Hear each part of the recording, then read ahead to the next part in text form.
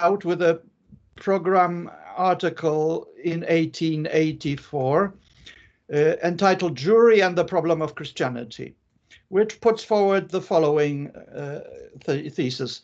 Jewish problem is a problem of Christianity as such. Commenting on this article, Konstanty Mączulski states that when the Russian Jewish anti-Semitism should become impossible in the Eastern Church, Eastern Orthodox Church. Let me propose three theses indicating intractable link between the Russian Orthodoxy and Judaism.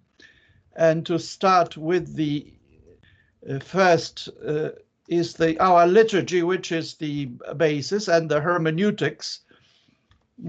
Now, breaking of the original ties with Judaism did not take place, and new liturgical links were built. In fact, I want to just underscore that this coexisted, unfortunately, with the typical generally Christian anti-Jewishness and anti-Judaic sentiment and anti-Semitism.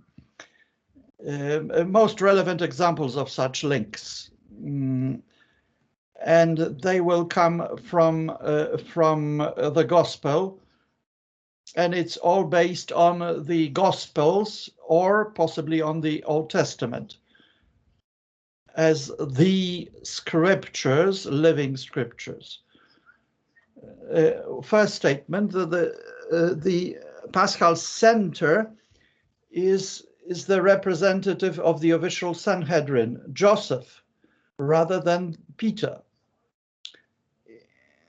Schema, the model, is the venerable Joseph, whereas the model for enlightenment is Latvia on the cross, as well as three Marys.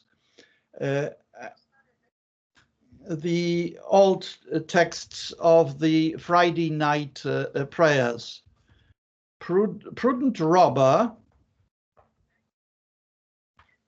in 1 hour you made worthy of paradise, O Lord, and enlighten me, Portison, with the tree of the cross. I and this robber stand together. And further, about the shroud, the good model, Joseph took your clean body off the tree and wrapped it in the clean shroud. As the mystagogue in the anthems, Rabbi Joseph is presented. Come, let us praise Joseph glorious. He came to Pilate at night and begged everyone for his life. Give me that strange traveler, Xenos, who has nowhere to rest his head. Give me that strange traveler whose mother, when seeing him hanging on the cross, calls, "Oh, God, my child."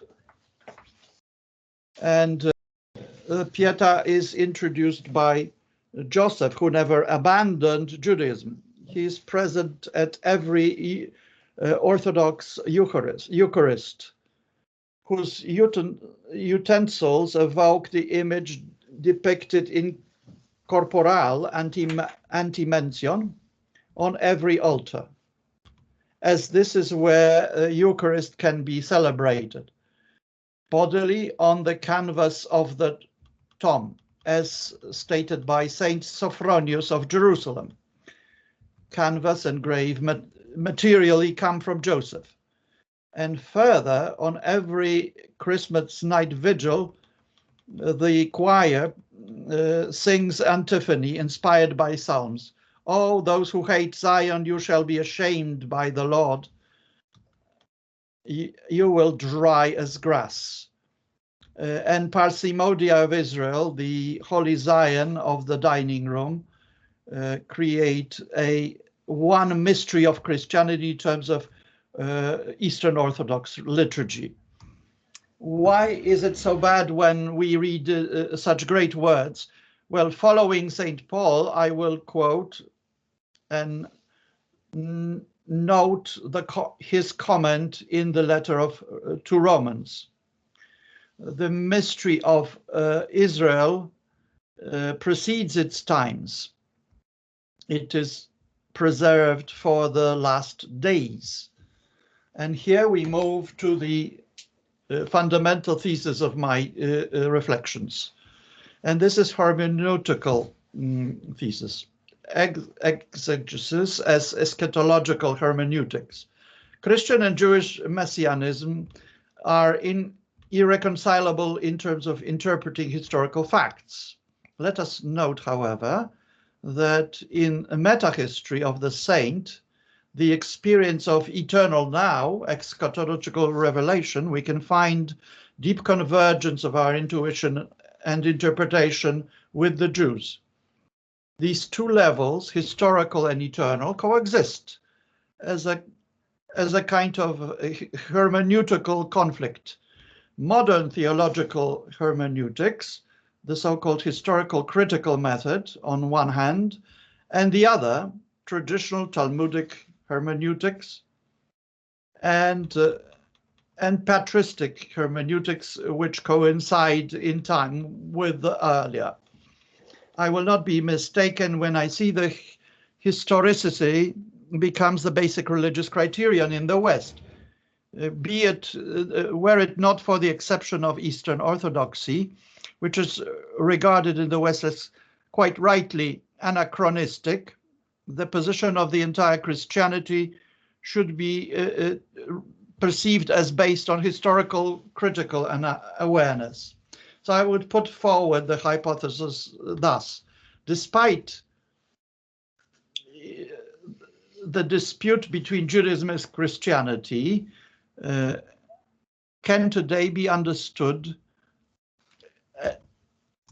this difference can be seen as difference between hermeneutics, methods of perceiving the world of revelation. On one hand, traditional eschatological spirituality based on historical critical perception, and on the other hand, eschatological realism, factual realism.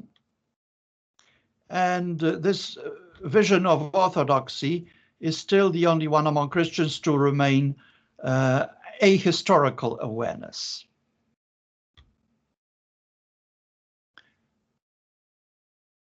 Am I audible? Yes, I am. Talmud and the rabbinical exegesis are timeless, as Yosef Yerushalmi mentions, confirms in his Zohar, which is very well known. Time in Talmud is the sacred time, liturgical time. If there is any history, it is messianic, dense, condensed into the final state of things. Similarly, in Eastern Orthodoxy, the real protagonist is the father, old man, monk from the historical desert. Fathers of the desert, as well as tzaddikim, on one hand, the shtetls, monasteries, pilgrims on the road to Holy Jerusalem, they are all on their way to unchanging kingdom. So there is common hermeneutic coincides in liturgy and exegesis of both Jewish and Christian orthodoxy. To put some citations here. How long do I have to recite evening Shema? From the time that priests enter to consume their truma until the end of the first guard. Since when shall I start mourning my crazed deeds of the lives? Beyond priest and Levite, you shall stay out. These two texts, one Babylonian Talmud and the first sentence of the great penitential canon of Saint Andrew of Crete, We hear the reality of the detail carried beyond time, immortalized in the actual liturgy and hope. Temple of Jerusalem has been gone for 2,000 years. Priests do not walk its precincts. No Levite passes us, or the Shimon is not visited by the harlot, and his feast is long gone, but the texts still keep their deposit. The feast at Simon's continues. They are still valid, pointing the direction. This is a living exegesis, from exagero, resurrect, to revive, to awaken.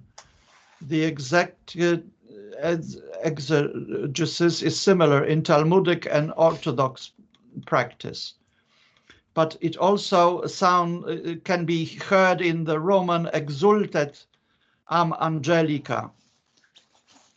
This is the night when he brought our fathers from Egypt. Isn't that the same?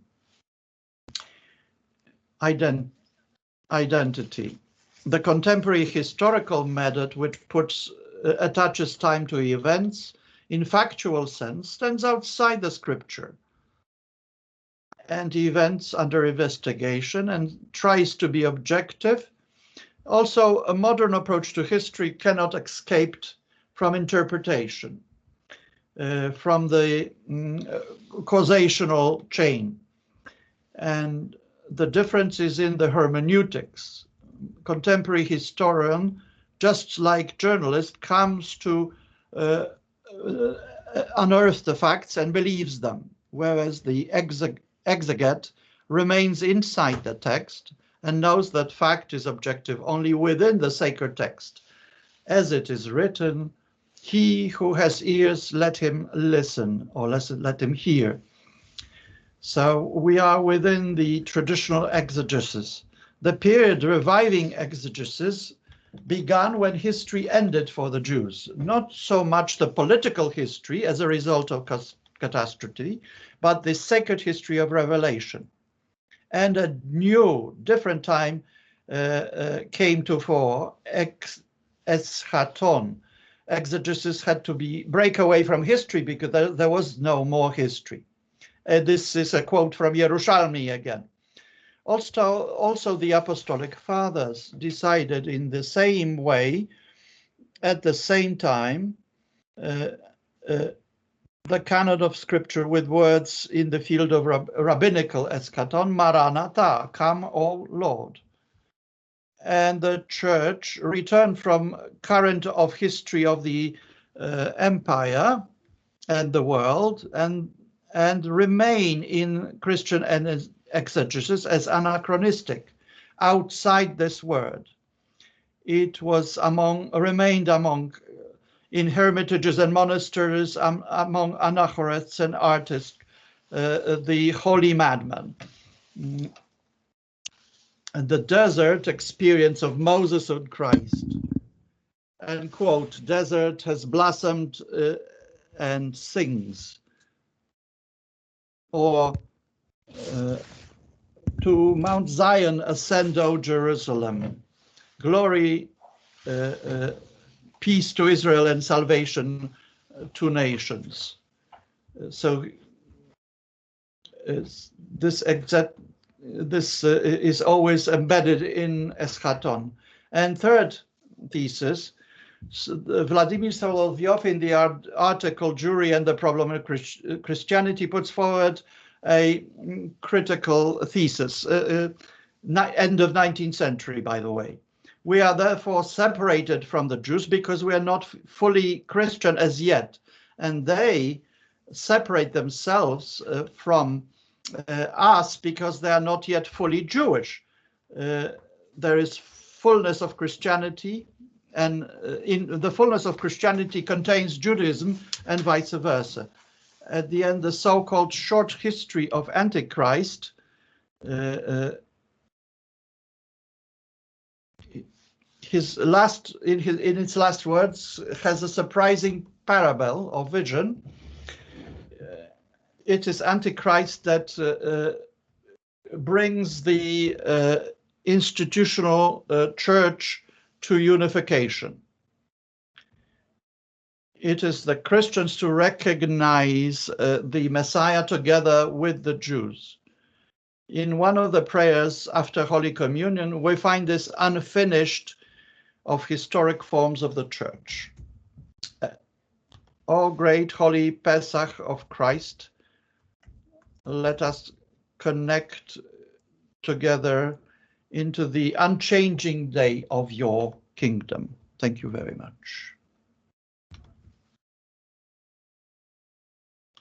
Thank you very much for this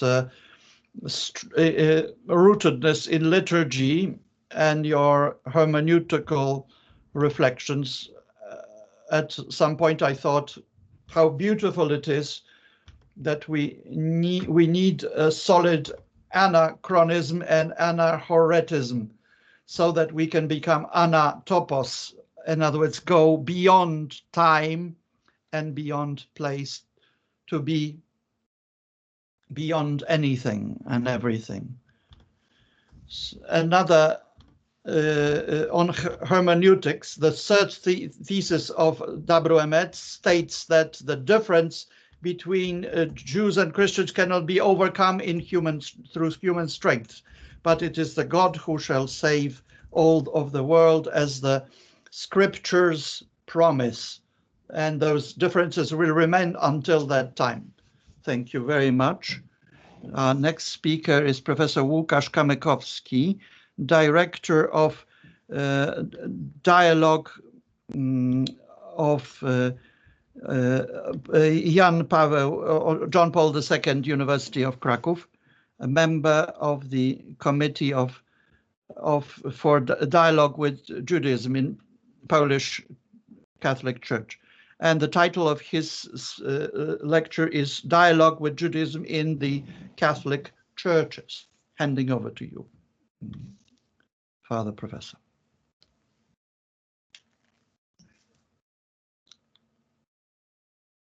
Please turn your microphone on, because we haven't heard you at the moment. Is it okay now? Yes, it's fine now. Ladies and gentlemen, thank you very much for your invitation, and I will go straight to the core of this topic. And several issues characterizing the Catholic attitude towards dialogue with Jews and Judaism against the background of the attitude towards such dialogue with other faiths. And I would like to start by something that I believe is characteristic for the Magisterium Ecclesia, and secondly, it shows that also the gap between the teaching and the reception. And because I have been asked for the Catholic churches, and this is a very specific one, both with roots in Poland. This is why I would like to dedicate this specifically to the situation in Poland as something that is a merit or something that is characteristic for the Roman Catholic Church with its magisterium. That first of all, you need to also show how, regarding theology and the language, we should understand the term dialogue. I believe that this has not been yet defined. So by adopting the term dialogue for the language of religion and theology, the Catholic Church modified it by proposing to the Council Fathers this concept as a tool for a proper understanding of the relationship between the Church and the world.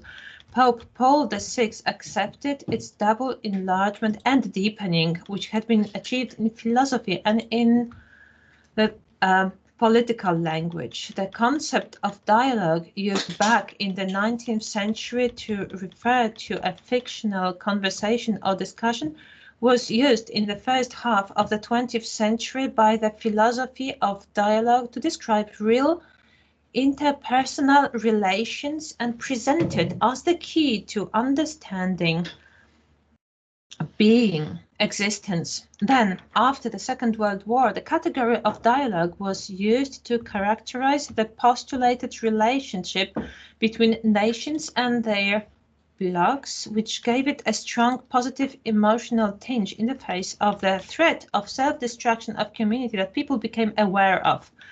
This was the concept for the introduction of the concept of salvation dialogue in first Ecclesiam Suam and then the Concilia Constitution Gaudius et Spes. Paul VI, when he talks about this salvation dialogue, an attitude that listen to the pain of a person standing outside the Catholic Church and also initiating conversation with other churches, with followers of other religions or people who do not profess any, following the example of a doctor's interview with a patient before making a diagnosis and proposing therapy. And this is also connected with the image of Jesus the doctor. But in Gaudium et Spes, it was only signaled very gently, but especially John Paul II also referred to it. And the church does not listen to the world and does not talk to it as if the church herself were outside it, made up of the same people who also make up secular communities, but shares the joys, hopes, sorrows, and anxiety of the world. She is ready to listen and receive as a gift what her interlocutors wish to give as their own vision of salvation. Dialogue, understood in this way, is the environment, ethos of both evangelization and apology, because this is about meeting the real person, and apology, because by dealing with such a thing, this is about the hope that is inside of us. And the crisis that we can see that is happening, well, half a century later, the used and not abused concept of dialogue, often not deepened, is in a crisis. And at the root of Christianity, we find the tension between what is old, inherited from Israel, and what is new, such as the resurrection of Jesus from the dead, and immediately after that between instilling this new gospel among the Jews and proclaiming it to the nations. After the first period of the development of the church, fully aware of its Jewish roots, important religious questions remain open. In one sense, firstly, in what sense, in the new economy of God in the times of the new covenant, do the differences between Jew and Greek non-Jew get blurred? Are differences within the church of Jews and non-Jews a wealth, richness, or a harm to unity? Is it right to resolve this issue with the distrust of St. Paul towards those who put their trust in the flesh or the law, not believing that God now wants to show his mercy to all people through faith in his Son, Jesus Christ? The next question is, who is Israel, recipient of God's love and promise now? With whom was the new covenant made? With Israel under the new rules, or with a different new nation? And last but not least, what is the relationship between the individual salvation of believers and the salvation of the people as such? For centuries, Christian thinking about the relationship to Israel after Christ has been marked by the idea of replacement. The Church of Christ is the new people of God who replaced and disinherited old Israel. The Jewish community, known as the synagogue no longer plays a positive role in the further history of the salvation of the world. A characteristic feature of the turn that took place in the Catholic Church after the Second Vatican Council is a conscious departure from theology of substitution and a search in the Bible and tradition to justify this change of thinking and alternative ways of understanding one's relationship with Jews and Israel. The document here is the fourth point of the Council's declaration on the Church relationships to non-Christian religions, Nostra Aetate. Right at the beginning of this point, the existence of a religious bond between the Church and the Jews is stated, leading to conclusions going in two directions. Firstly, to change practical attitudes towards Jews and relations with them, and to deepen the theological reflections on the nature of this bond and on related issues. And so this is the point. And if all of this is clear, then the Holy Council will recommend that everyone is also dealing with that and talking about it as well. And so those brotherly conversations, not yet described as a dialogue, it is suggested that different circles of people are also included here. But it is also characteristic that for Paul VI, and he talks about those circles when first you have the Catholic Church, then you have all of the Christians, then you have the believers of other religions, and then you have all the people of goodwill. And there wasn't a separate place for the Christian-Jewish dialogue. But it is also a very specific and also very characteristic dialogue, because it is not something characteristic, but this is also about the Jewish-Christian relations and practices of the Roman Catholic Church. And this is also connected in the non-Christian religions. And so that means that within certain structures, such as the Bishops' Conference, the part that is dedicated to the dialogue with Jews, it's a different part. But as the dialogue was being prepared, actually, when the Secretariat was established in Vatican II, it was closely associated with the Pontifical Council for Ecumenism. Neither one nor the other solution adequate to the reality of this reread relationship. It is unique, as is the people of the covenant. It constitutes a separate category, a separate circle of dialogue. And it was St. Pope John Paul II who noticed this specificity and helped to better understand during his pontificate.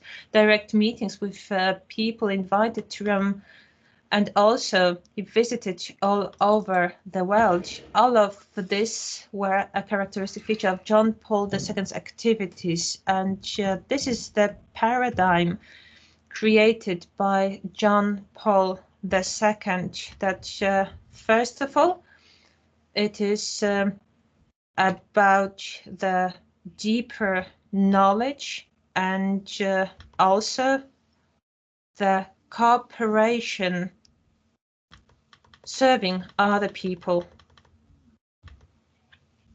Next, what needs to be emphasized is the fact that also other popes are moving away from this theology of substitution and the proposal of a dialogue with the living people and the people of the first covenant. And this was the first pope, the prophet, and the visionary. And this is also important that after so many years, Jews are still not prepared for. So it is important that it is the vision of Jesus, Son of the Eternal Father, that can get support in that. About Benedict XVI and Francis, well, I cannot say anything else, neither can I do it better than the speakers from this morning, but I would like to speak about a few difficulties regarding the dialogue. And here I would like to speak about three different issues. First of all, difficulties of any dialogue that are run by representatives of big groups. And this is also about common beliefs. And this is what Professor Jan Grosfeld was talking about. These are not religions, these are anti-religion. But we are also talking about the religions, if they have a theology and if they have popular beliefs. This is about cosmic or cosmocentric religiousness. And thirdly, this is about the country where the faith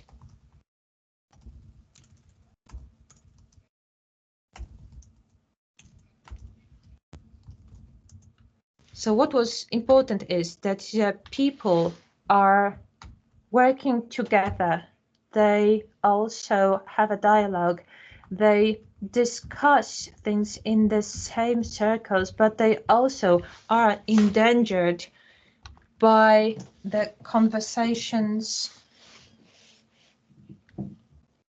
And if those conversations are not accompanied by their own religious communities.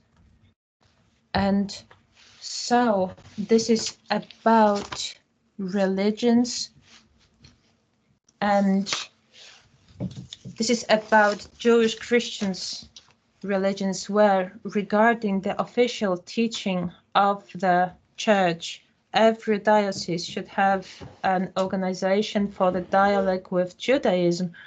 And afterwards, you can feel that in such a small circle in the community, there everyone can be certain that the dialogue is run and it is in the hands of people who can do it professionally. However, why is it so bad when it's already running so well? What is difficult is that it is difficult to reach with the documents that are prepared, to reach people who do not feel that this is their problem. People may not even be aware that such an issue exists. Very often you can't just talk about it right away. You have to crush gates to show how deeply the understanding of the dialogue itself has gone, how beautiful things and what beautiful things are happening in the dialogue, so that people are also courageous enough to listen to it.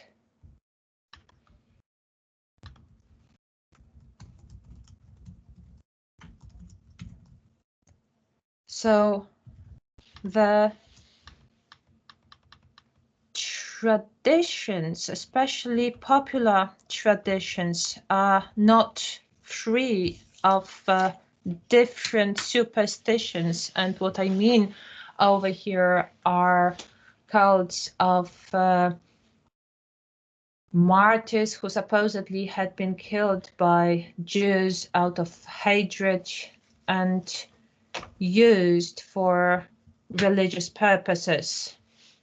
And it is the Polish specificity that in Poland people actually had been intertwined much more when it comes to those two traditions. And the Polish peculiarity in this respect is the fact that the coexistence of Jews and Poles until the Second World War was a much more vital issue than elsewhere. Here, for several centuries, the absolute majority of the Jewish community lived, and here it was destroyed during the war. The universal and enduring elements of Christian-Jewish dialogue necessarily include this heritage. The weave of Christian-Jewish relations with divisions within Christianity is also marked by the specificity of the old Catholic trend in Poland. This trend is represented in Poland mainly by two communities, Marowiec and Polish Catholic, born in Poland and closely related in its existence to its history and sense of national identity. To the extent that this history cannot be separated from the history of the Jews in modern times, it will affect the attitude towards Christian-Jewish relations, perhaps in a slightly different way than among Roman Catholics, as they share the sense of being a minority, because very often they have a feeling that they remain a minority in the ocean of majority. Finally, when talking about the problems relating to the Polish Jewish past, it is also necessary to realize that for new generations, it is becoming more and more distant and incomprehensible history, whether on how to stop this time so that these experiences could serve the future and can be passed on to future generations. Let us end with this question, to which, like all the previous ones included in the speech, we will probably look for answers for a long time. Thank you very much, Professor, who started with the idea of dialogue, dialogos, and thank you for this set of questions, which to some extent is an effort to respond to the question we've submitted in the conference title, Dialogue, Jewish-Christian Dialogue. Is it inter-religious or ecumenical dialogue? And your proposal is that it's neither inter-religious or ecumenical, but a certain sui generis Christian-Jewish dialogue. And the thirdly, situation in Poland. I will now ask Professor Jerzy Sojka to take the floor, who is the chair of the Historical Theology Department of the Christian Academy of Theology, focusing on 16th century Protestant theology, as well as modern Lutheran theology. Hand to you. Thank you very much. Thank you for this invitation. And against my position in the university, I will focus on the global Lutheran situations. Traditionally, I have difficulty with these type of statements, typical for any Protestant, by the way. What do I propose to you? That it be to whatever extent representative than myself. In this context, when I seek to define the topic from our tradition from European perspective, for it not to be purely local reflection, it needs to refer to two institutions, organizations. One of those is the Community of Protestant Churches in Europe, with its well-known document of 2001 entitled Church and Israel. It is well known, so we won't go into it. We have a full Polish translation of it, and this was published also by Professor Karski.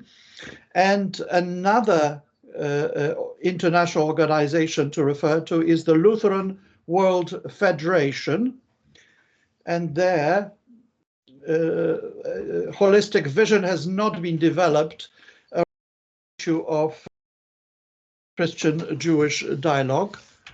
but it is a topic that's there in the thinking of the Federation, reflection of the Federation. It certainly shaped its thinking in 60s through to 80s of the 20th century, when one looks at the Federation as to how it reads itself, its engagement in this dialogue.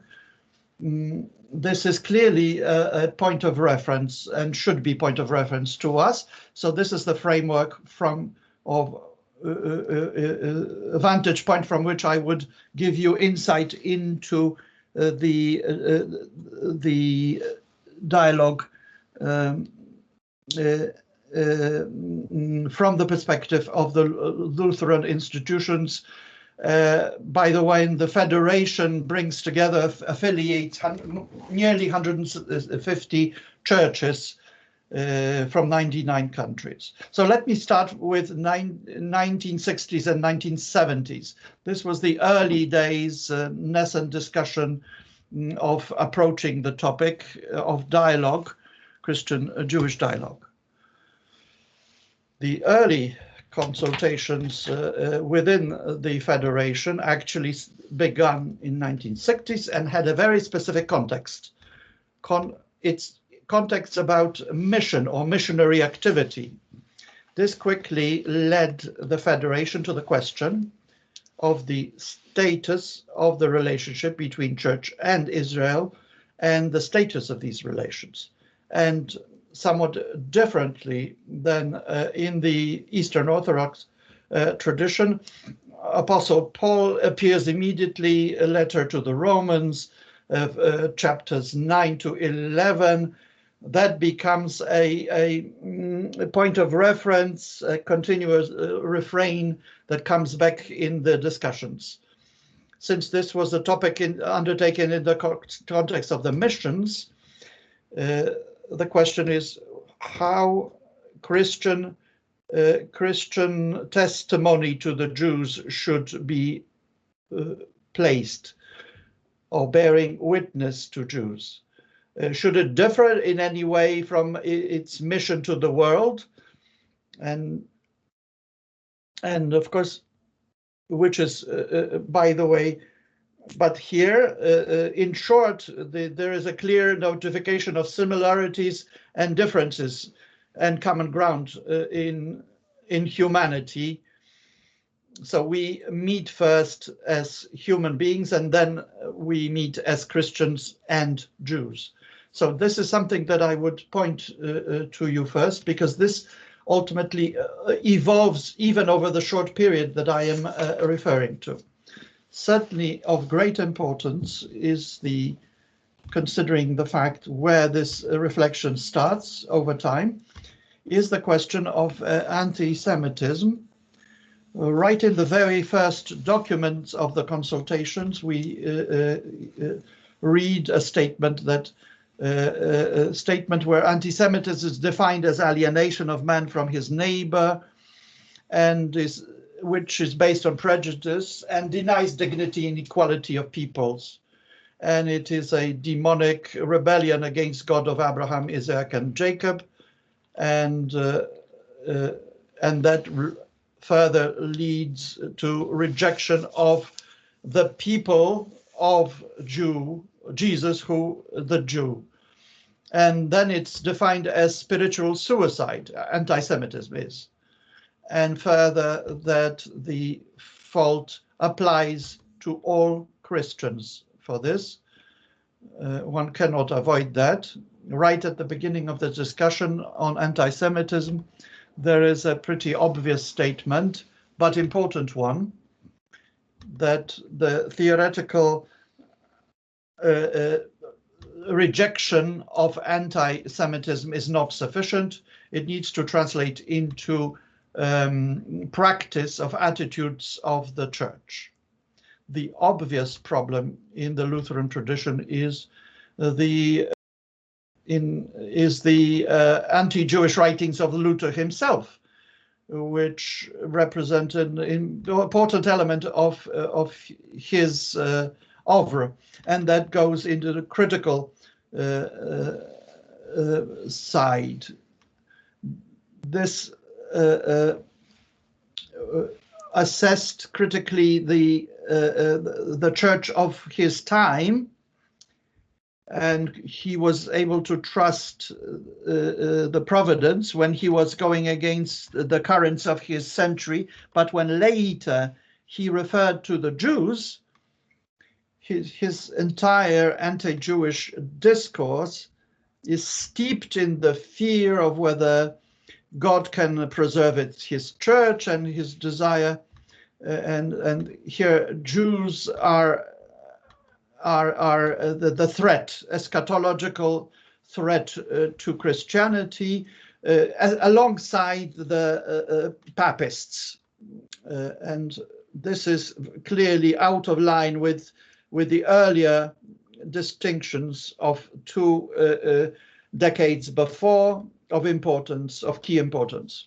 What's also important in the discussion over anti-Semitism of the church is the notice of different experience of different churches in various continents. Right from the beginning, Lutherans noted that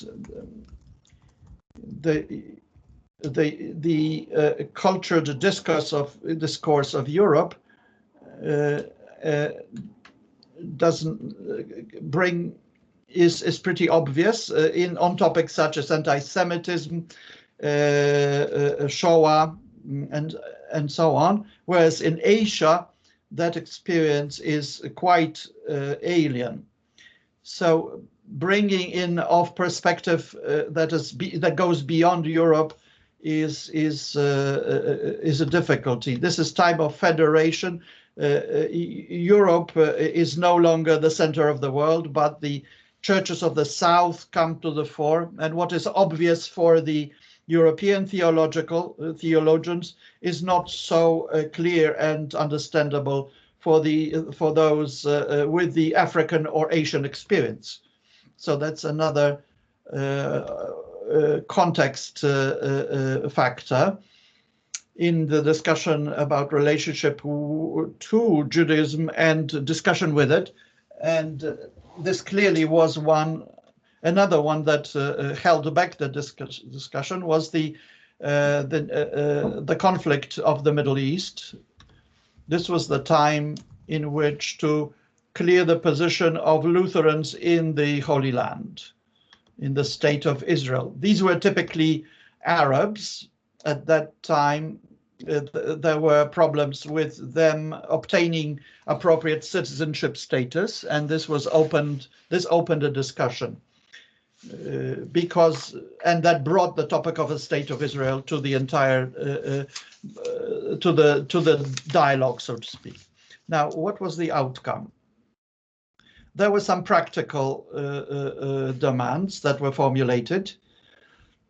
I would start with 2 things. There was a call to seek contact with Jewish partners, for real contact. So this is clearly internal discussion, Lutheran discussion. And then another consistent rejection of expressions of anti-Semitism. And also what Professor Kamykowski mentioned, a call to revise the teaching of the church, theological education, to cleanse it of anti-Jewish, anti-Judaic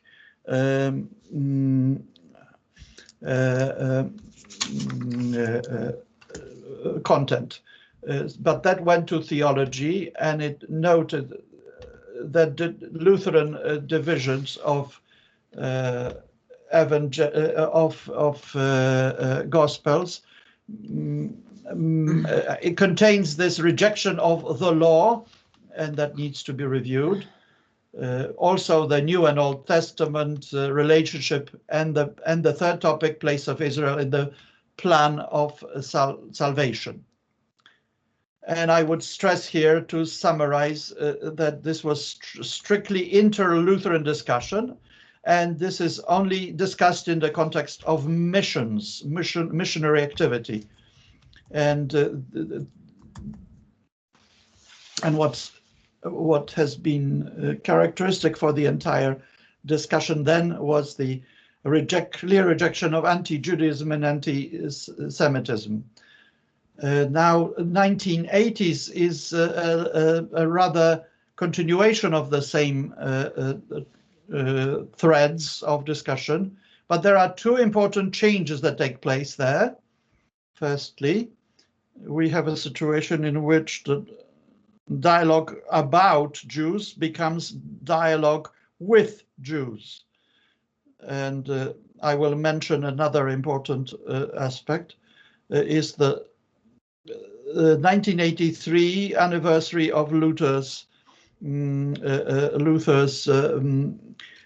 commencement of Luther's activity. And one more thing that was noticed, of pretty obvious, and this is the commonality of Hebrew Bible. And then there was a question about whether this continuity of Old Testament is not being sacrificed by a Christian Christocentric explanation or explication of it. The Lutherans started looking for commonalities and approach to the world. Judaism perceived itself as a sign among the nations, whereas Christianity is missionary in its nature, but there, at least that is a basis for dialogue. The entire discussion is again impacted by the Middle Eastern conflict. 70s and 80s is the also marked by apartheid, condemnation of apartheid by Lutheran churches. The government of the South Africa, which was being rejected and criticized, had diplomatic relations with the State of Israel, and Israel supported them. So this impacted the reception among the African churches, Lutheran churches, and weighed on the discussion here. Practical demands there. There was an expansion of discussion of liturgy and looking for sources in Judaism. So not just cleansing of the theology, but theological books or handbooks, but also a reference to the 10 Theses of Seelisberg. In other words, calling that legacy of Judaism be presented. There's a score of theological topics to be developed, terminological changes worth mentioning, which worth mentioning is this, that no longer law, but the Torah vis-a-vis the New Testament. So breaking through this mold of a condemned law, Old Testament law.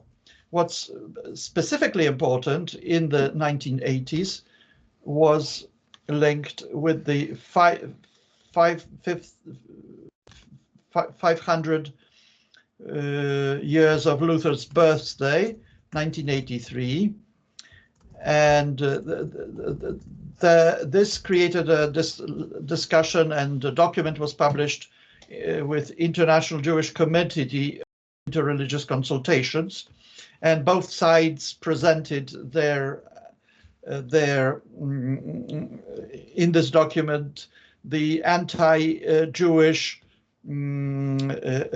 legacy of Luther. It was clearly marked as a sin, as evil, and Luther is no saint of Lutherans, and this part of his thinking is not something that Lutherans wish to continue. And there's clear openness to vital dialogue with Israel, with Judaism. And this Lutheran declaration is clearly treated by the Lutheran Church as a new opening. And the General Assembly of 1994 the forum in Budapest accepted that in practice of the federation, this general meeting typically would not accept these types of dialogue reports. So this was unprecedented, clearly. To summarize that specific decade, I would say that aside of that clearing of the legacy, cleansing of the legacy, the documents no longer propose the missionary aspect. It's ever clearer for Lutherans that there is no room here for organized missionary activity to Jews. Contacts with the Jews has a different nature than vis-a-vis other nations.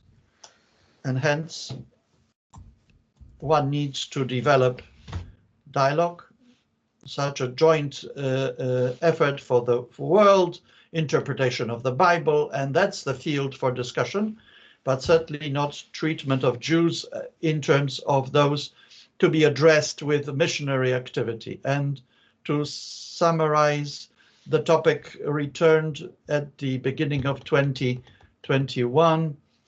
In 21st century, the dialogue comes back, a new summary of the experience, joint experience of Jews and Lutherans. This was the consultations in the Hungarian Dobogoko, 2001, and this was addressing the issues of anti-Semitism and anti-Judaism. So this element is clearly visible here. Practical conclusions include stress on education, support for Jews from Lutherans, and this activity of rejection of and also effort to reject all or fight against such anti-Jewish and anti-Jewish expressions. So there is a clear description of that activity in this area, where the experience of overcoming the awful legacy of Luther is one of the key achievements of the Federation, and clearly as a starting point for public activity. And one more final element that comes from that or addresses the question of whether ecumenical or interreligious dialogue. I would say that the Federation most recent, the dialogue, Jewish-Christian dialogue, to a new level of interreligious discussion, where it created tripartite discussion, which includes also, next to Jews and Christians, includes Muslims as well. And most recently, engagement of the Federation finds expression in the continuation of the discussion that was first posed back in 1960s, and there is no full answer to that, but Lutherans are still grappling with the issue as to where to qualify this, and this clearly reflects a unique status of this dialogue. And to summarize in one phrase, I would say that this way is a way from thinking in terms of mission through dialogue and then equal treatment. And I can point to the fact that this evolution has overcome also the issue of the political stance vis-a-vis Israel. Much better hearing of the Jewish partner, and the position of Lutherans is much more balanced. It's not prejudiced and seen purely through the Arab eyes. So that would summarize all I have to say. I don't want to abuse the time or your readiness to listen. Thank you very much, Professor, for discussing to us these respective phases, a historical overview of the Christian-Jewish relations among Lutherans, some terminological evolution and complexity of that. I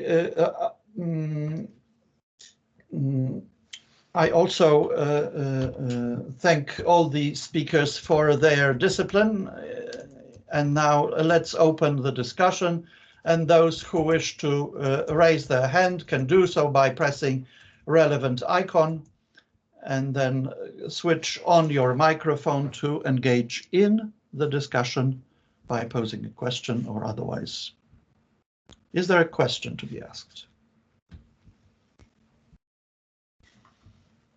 Father Grzegorz Brudny, feel free to do so. Welcome, Professor, moderating. I have both a reflection and a question to understand whether my thinking is going in the right direction. Specifically, our discussion, and this is of course a scholarly conference, but our thinking is a bit of a theorizing. We are relying on documents, but the examples of dialogue, discussion in Poland itself the experience is very limited because there are very few Jews and there aren't too many with whom we can engage in the dialogue. So that's my question, whether you would agree with me as lecturers, whether the dialogues, discussions of both the Eastern Orthodox Church, the Lutheran Church, or the Catholic Church are more, let's say, developed in other countries because there are more Jews there? Or does it really, is there a direct relationship between the numbers, so to speak, the presence of Jews in a given country?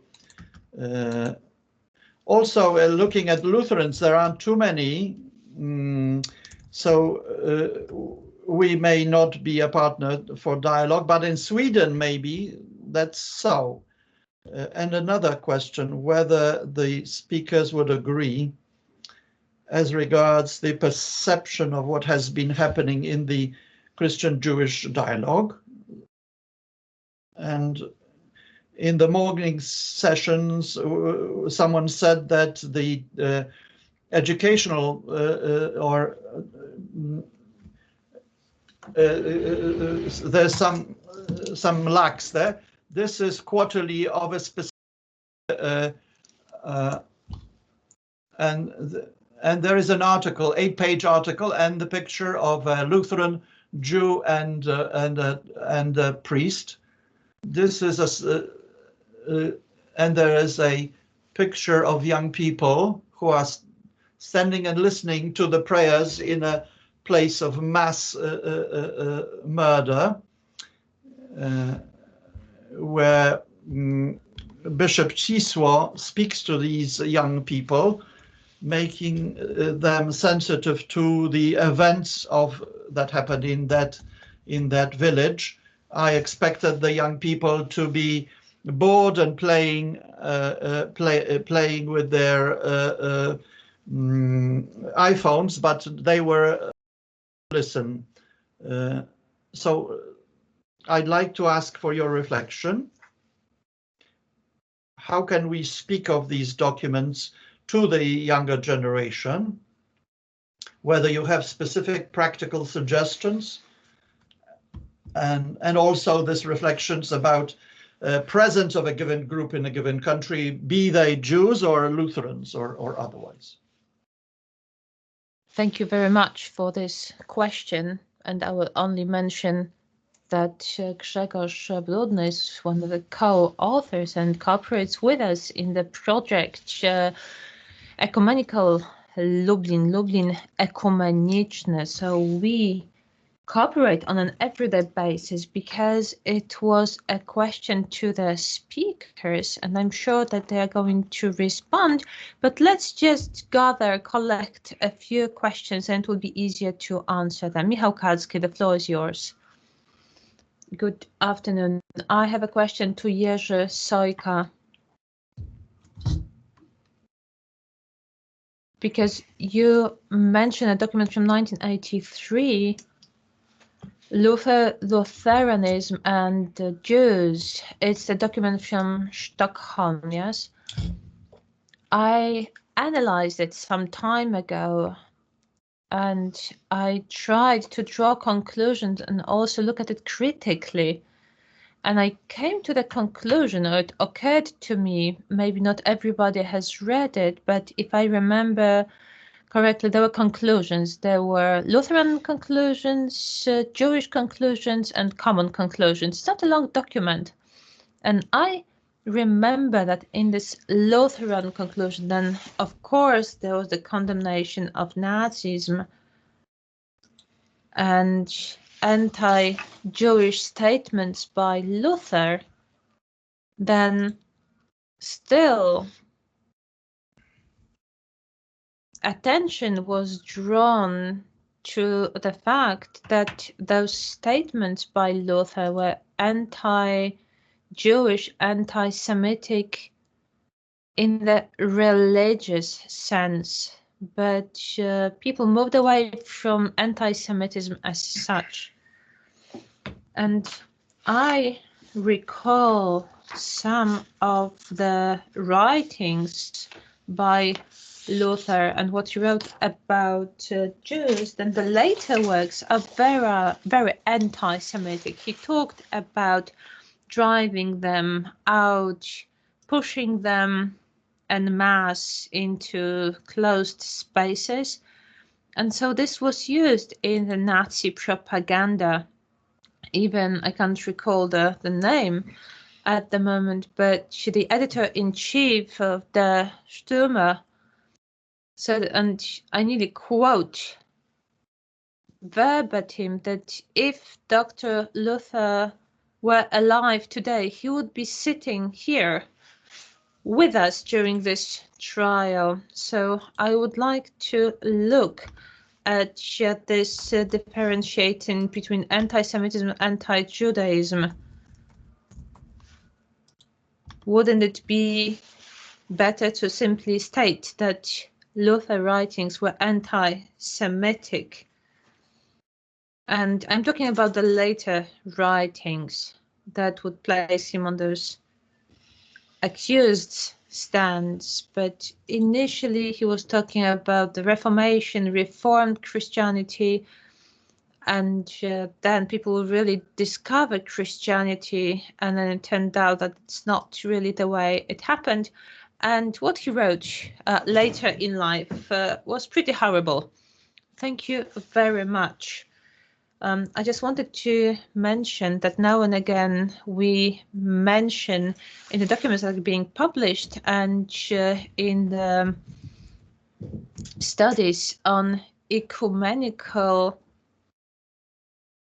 documents, we have got the possibility to read them as well. Now we can ask the speakers to answer those questions. Who from the speakers would like to take the floor first?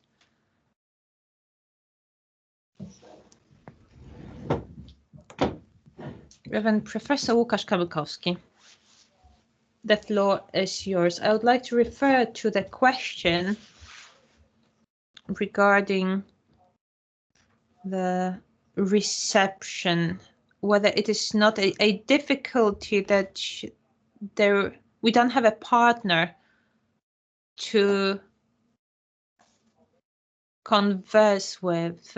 It is true that when the subject matter is not present in people's minds because they do not encounter it on an everyday basis, then it is only natural that it is more distant to them than what also concerns them directly. It is true that when it comes to the main circles of the dialogue and Jewish-Christian dialogue are in the United States, where the biggest Jewish diaspora after the Second World War lives, and also in those European countries where the groups count Jewish population reaches hundreds of thousands, such as Germany, France, or the United Kingdom.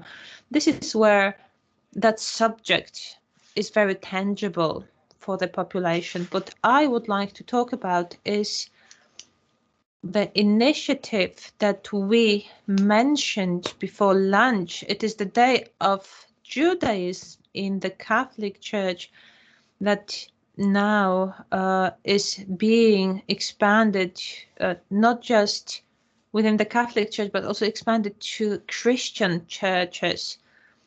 So if we realize that the Church is not complete without a very alive relationship with Judaism, but we've only heard about it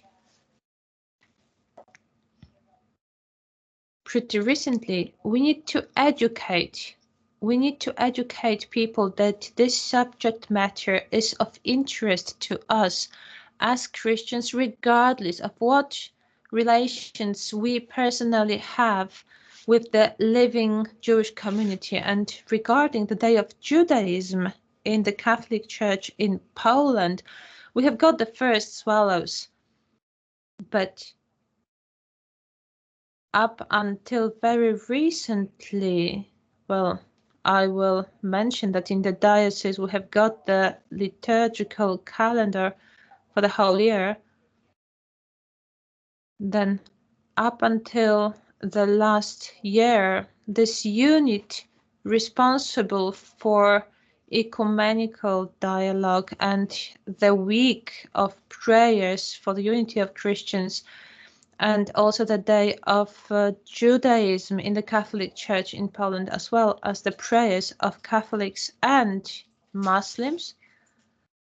So now we have a new person who is responsible for this calendar. We have got a younger priest. And as we tried to enter those dates, we wanted to start talking about it, and we thought it's already too late because probably is really late and it will be too late to edit it. And he said, well, I know all about it. He was actually a little bit angry with us. He said, I know about those things. I've already entered them into the calendar. Now we would like Michał Klinger to give an answer, and then Professor Jerzy Sojka. I can already see a question from two people. Michał Klinger, the floor is yours. So we have got a sequence of short sentences. I would add to Professor Sojka's presentation some fantastic achievements of churches connected with the Reformation and connected with the studies of New Testament. That since Strack-Bielenberg big study, I've taken it off the shelf. 1926 it was published. It's the New Testament according to Talmud and Midrash sources. And there it is shown that, practically speaking, the New Testament, it is written down Old Testament and the tradition that was entered later in Talmud and Midrash. This is a scientific achievement, the first one. It appeared in the Reformed churches, first of all, Lutheran churches, and then such chairs as Martin Hanks or Tübingen or Jan Hieronymus also brought it further. But this achievement, and this brings me to the second question, it replaced anti-Judaism. The question was, what the difference would be between anti-Judaism and anti-Semitism, it is pretty well known. But this pseudo-theological, pseudo-scientific approach, the former approach in Christian theology, there are certain concepts that, as we say today, replace the covenant with Israel, or Israel as the chosen person, as the same prerogatives that they are moved to the church, that instead of replacing them, we talk about the sources. And so anti-Judaism is replaced by studies of Jewish sources, mostly in the New Testament. But I have a question to Professor Kamykowski. Do I recall correctly? And I remember I was a boy during the Second Vatican Council, and the ecumenical scientists and in it, they were very happy that when it comes to Nostra Aetate, and I think it was either the fourth or a different chapter, it was written by Cardinal Augustin Bea, who was responsible for the Secretariat for the Unity of Christian, and not the Secretariat for non-Christians. Am I wrong, or is it right? But this is an important aspect that also took place during the Second Vatican Council. Ladies and gentlemen, we need to keep some kind of an order here. So I would like Professor Sojka to take the floor, but be brief because we still have Professor Jan Grosfeld, Bishop Edward Puslecki, as well as Professor Waldemar Szczerbiński and Mr. Sebastian Rejek. Mr. Sojka, the floor is yours. So I will concentrate on what was directed to me. First of all, the document of 1983, whether we qualified as anti-Judaism, anti-Semitism, shows very clearly the consequences during the Nazi era.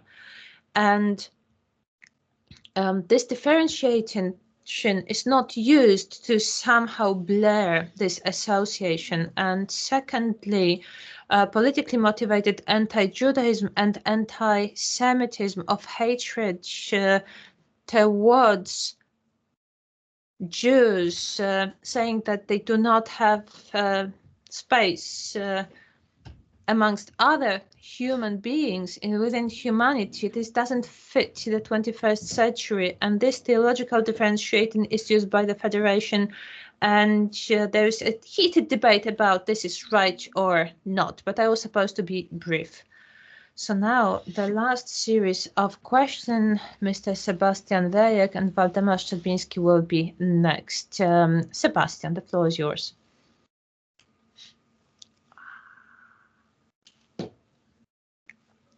Good afternoon. I'm sorry I cannot switch my camera on, but I have small children with me here and it's going to be safer here. I would like to ask about something that was not really discussed in detail, has not been mentioned much or at all here, and this is theology after Shoah. In a few places, Holocaust was mentioned, but I would like to refer to how churches refer to Judaism, how they manage anti-Judaism, anti-Semitism, and in this context, I would like to ask about, well, what the identity is or should be like, believing in the same God after the Holocaust. And I am fascinated by the radical theology of Rubinstein.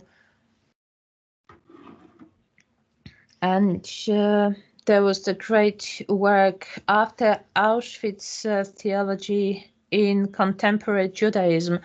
He starts with a meeting in Pastor Heinrich Gruber, 1961, Berlin, and Heinrich Gruber also gave testimony during Eichmann's trial in Jerusalem. So in this conversation with Rabbi Rubinstein, why the Holocaust took place, at some point he states that he can see no other reason that Hitler was actually allowed by God and used by God as a tool of punishment. He took the Bible and also quoted something that illustrated this thesis. And so for Rubinstein, it was the moment when he decided that he can no longer believe in such a God. And this started the whole theology, Jewish theology, the theology of God's death.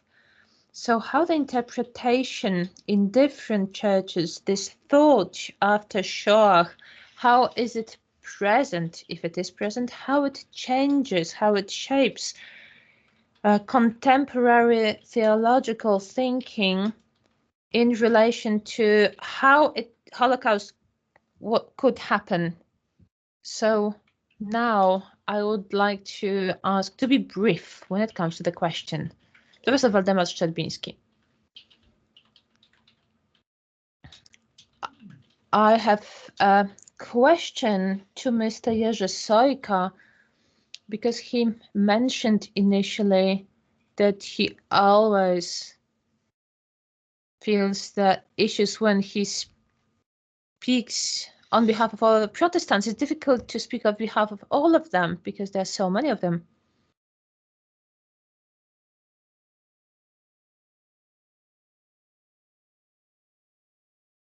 But also with a Jewish partner, it is also very difficult to define, because when I'm asked, my students asked me, what do Jews think about it? What is the attitude of Judaism? Then it is very difficult for me to answer, because in literature, in publication, I can always find another Jew, another rabbi who says exactly the opposite.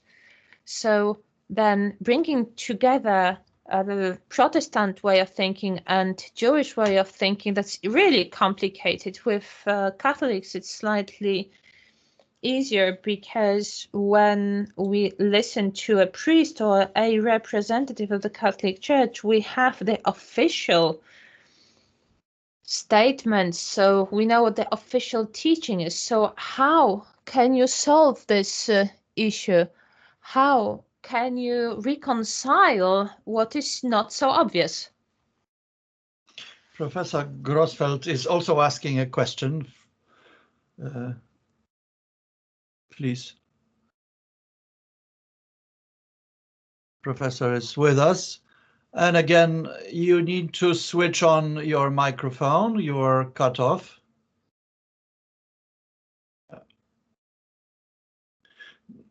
To Father Professor Kamykowski, the Day of Judaism has been established as a day prior to the Day of Unity of Christians, which in my understanding means that these are the foundations of the unity of Christians. And I think we can all agree on that one. But at the end of that very week, there is a day of joint prayer with the Muslims. My question is, whether, in your opinion, the episcopate was guided by a lack of understanding, that or thinking that we start with Jews and end with Islam, or whether, or why is it? Why is that a closing framework? Why is that structured in such an odd way? Why is there, at the end of the week of for unity, prayer for unity of Christians, there is a day of prayer with Islam? Thank you very much, and I ask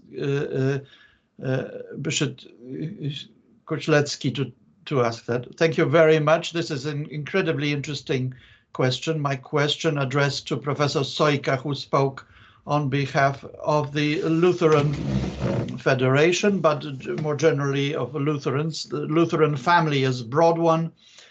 And what I missed there was the voice of the evangelical churches, or which is a very broad and numerous family in terms of world family of churches.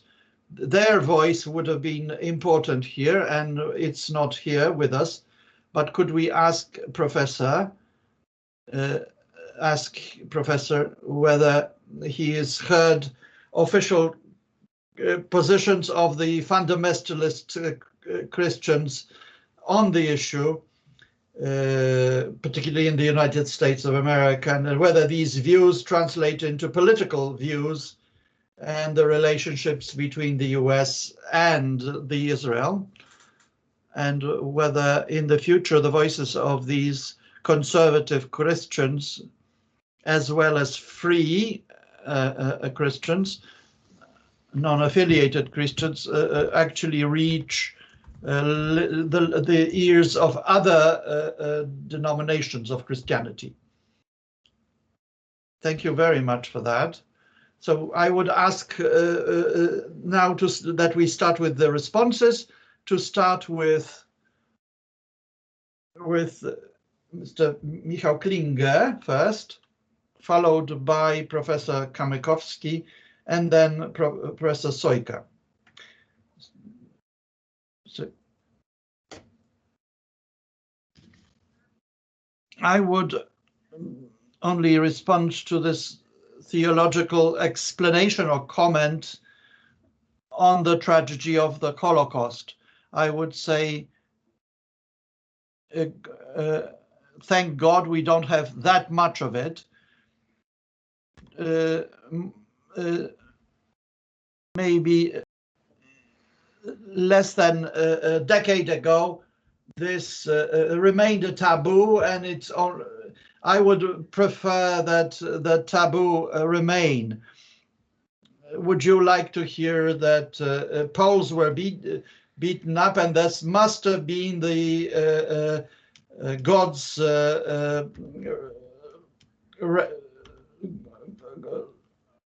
so theological court retribution, or I would like theology of Holocaust, but it is not developing. So that's my view there. Thank you very much. And asking Professor Łukasz Kamykowski, the most recent question, I would refer you to the episcopate. Why this specific commemoration would place at the end of that week? I see some logic with this, and it's a good experience. I physically was able to stand between a Jew and a Muslim, and they saw a certain chronology of things in it. The Muslim concluded that one God lawmaker has the right to change their law, his law, and delivered his law by his final pronouncement through Muhammad, prophet, and Jews are the eldest. And my only argument then was that we are not a religion of a book, but rather of a living person that lived in history, and that's the mystery of unique nature. There was also a question. Forgive me, have I failed to answer any other questions from my Catholic side?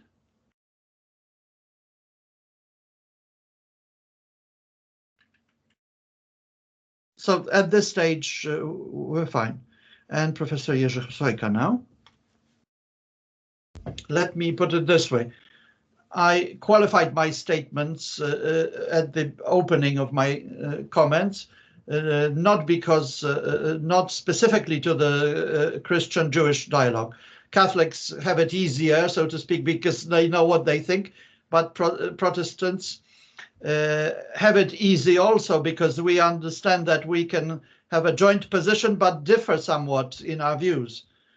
So which experience is more important for whom is a question. I actually speak at the Catholic University representing the Lutherans, so I need to explain up front that my presentation is partial in its representativeness. And I had no ambition to cover the entire spectrum. My ambition was to present to you something, proposal that would be consistent instead of jumping from topic to topic. And I have given you a reflection of the Lutherans. I could have given you Anglican Church's view and American Protestants. It's not easy to do that, would be easy. And I would then be sharing a lot of obvious things and not much insight. So in the future, I would suggest that the Protestant spectrum be represented more broadly. I fully support that comment. So now a final word from each one of the lecturers, speakers. We assign 30 seconds to each in reverse order. Professor Jerzy Sojka first. If I am to continue, I'm very satisfied that we are able to discuss this within the group. And also, as we refer to the limited number, the fact that we have gathered here in such a large group it tells us that it's not easy to answer all questions and come to agreement. Of course, it's a major effort, but let's not follow cliches that statistics explain the difference of views. And Professor Łukasz Kamykowski? I will give up on my or anything of substance. I would just express my appreciation to the organizers, particularly those who moderated the respective sessions, not just Sławomir, but also the earlier moderators of the panels, and also the main organizer here for bringing us together in the conference. And Michał Klinger,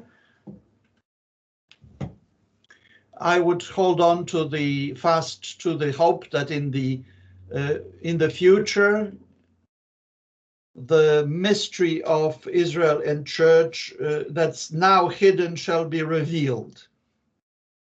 It's still unclear, and so indeed worth waiting for. Thank you very much. With this optimistic accent, I also thank all of you and hand over to the studio, so to speak, to Professor Żurek. Thank you, Professor, and all the panelists and participants of the conference. We now can move to the final panel that indeed is a crown to the entire conference. It is entitled, as the entire conference, the Christian-Jewish dialogue, interreligious or ecumenical dialogue, a question mark. And I would now invite to this panel 4 persons, 2 Christians and 2 Jews. On the Christian side, we will have Bishop Rafał Markowski, who is the chair of the Committee for Dialogue between Christians and Jews, and is the auxiliary bishop of the Warsaw Bishopric, and Rabbi Stas Wojciechowicz, who I see on the screen, with our poster in the background. He is a Reform synagogue rabbi. We welcome him. We're satisfied with his presence here.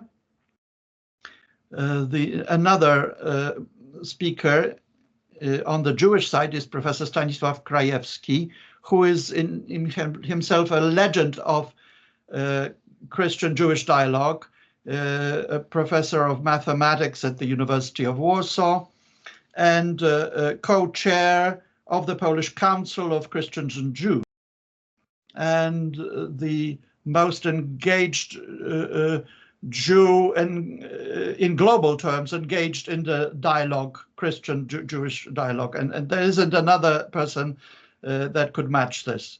And final speaker is editor-in-chief Zbigniew Nosowski.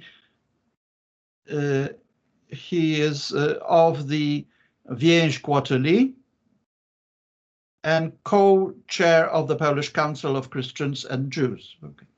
So then you can see that this company is fascinating, unique, competent, and wonderful. When I prepared myself to this dialogue or this debate of ours, I was thinking about what is weighty enough and important enough for us to tackle in this beginning of the second or beginning of the third decade of this new century. What is really worth mentioning about the Christian-Jewish dialogue? And I came to the conclusion that the discussion about dialogue in the ecumenical context is worthy discussing. It is to bring together Christians and point to the fact that dialogue with the Jews is the foundation of our Christian unity. So let me start with a question or issue that I'd like you to undertake. So today, looking at the third decade of the 21st century, is the more that connects or divides Christianity and Judaism? And what is the most important part in Christianity for contemporary Jews? This is a question to Rabbi and Professor. And what is the most important in Judaism for contemporary Christians? So we are going to take the alphabetical order so that we are just. We are going to start with Professor Stanisław Krajewski.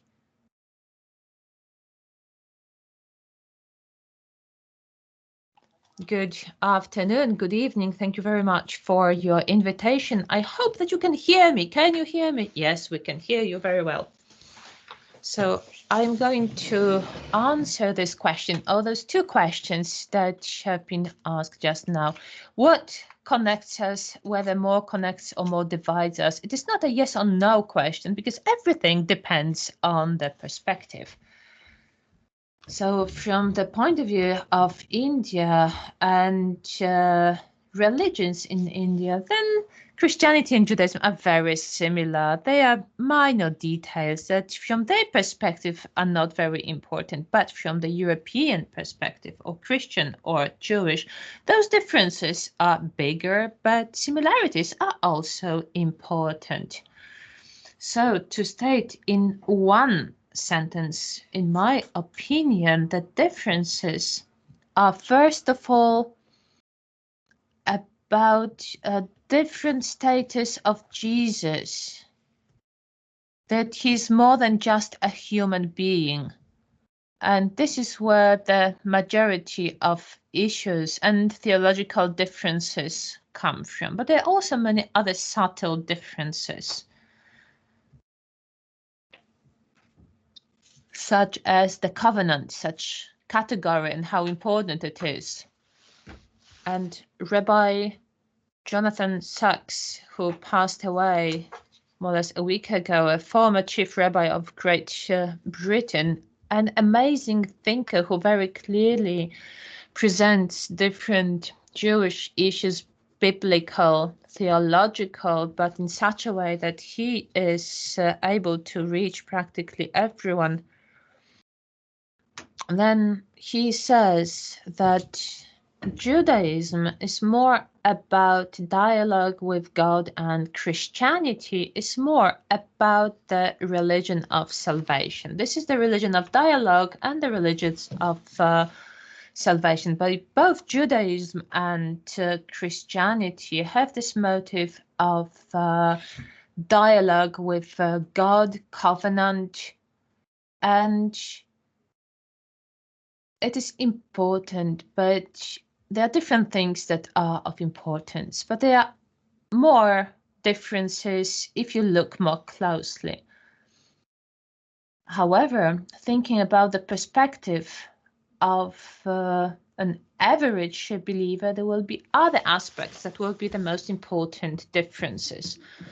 The first part is the disproportions in numbers. Christianity is prevalent in Western Europe, Western countries, and Jews constitute a majority in Israel. And I don't want to get into details because maybe it's not worth it, but an important difference that comes up in this situation as a natural one is the fact that there are different approaches to how important the other side is. The Jews are important for Christianity, for self-definition of Christianity, but for the Jews, it is not the case. Regardless of how important Christianity is, how Judaism has developed, it can be even omitted. So I can explain it if anyone needs an explanation that maybe I'm trying to diminish the role of Christianity, but I'm not trying to do so. This is just like the role of Islam from the point of view of Christianity. Had Islam not come into being, then Christianity would have been different. And the same would be also with other religions. There are also other aspects that have been mentioned, of course, but what must be included is the mission towards the others. At least there have been no Jewish missions, but well, it is possible to become a Jew, convert to Judaism, but for Christianity, missions are important, and converting that mission has always been very important. It has now changed, especially towards Jews. However, it is not just about differences, it is also about similarities. For example, in Dabdu Ahmed, it's a declaration from 20 years ago. It's God, the Hebrew Bible, moral ethics, working for peace and just also deep ties with the land of Israel. And the statement that was published by a group of Orthodox rabbis, it is mentioned that we have got ethics, Abraham's monotheism, the relation of the only creator of heaven and earth who loves us and looks after each of us.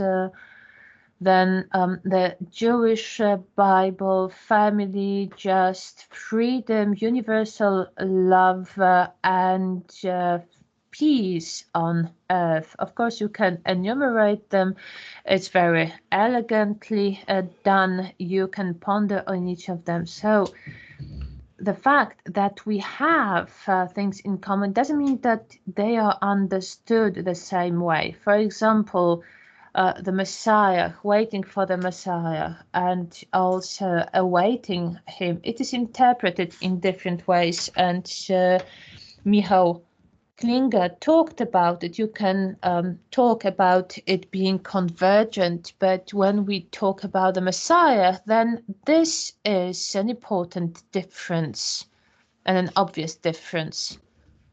The second question was, what is the most important aspect of Christianity from the Jewish perspective? Negatively, it is the status of Jesus as a human being and more, and also the missionaries.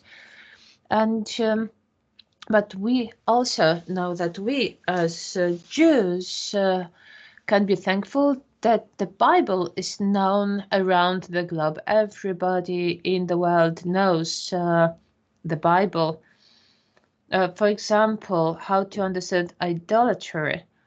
Then we know that this is common to Jews and Christians as well. And there is a statement that thanks to Christianity, the whole world, the humanity knows that the true God is the God of Israel. So even atheists, even those who are personal enemies of God, that when they say God, they understand it according to the Jewish tradition. It is not the Greek mythology. You should know it, especially to understand arts, but no one understands God as Zeus, for example. They think about biblical stories, and this is true about everyone.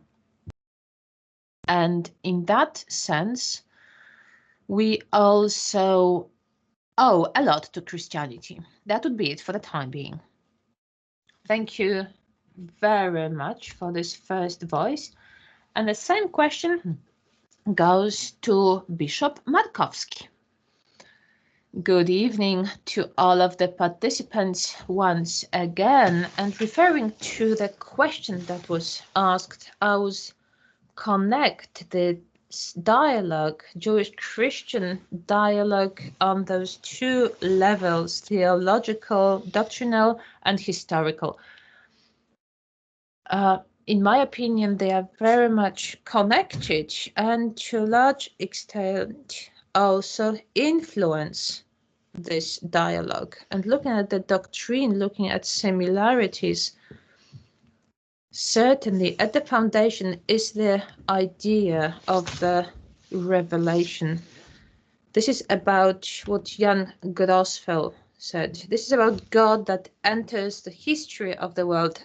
It enters through history, through events that were also announced by the prophets. It's God that ascends, as opposed to the religions of antiquity that have been mentioned as looking for God instead of looking our own strengths.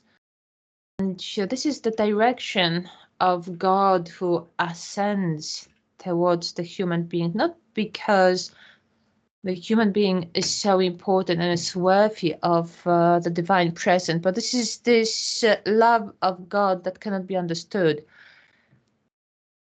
So the idea of God shows us this God in the entire mightiness. This is God who knows, who has the knowledge, the will, life.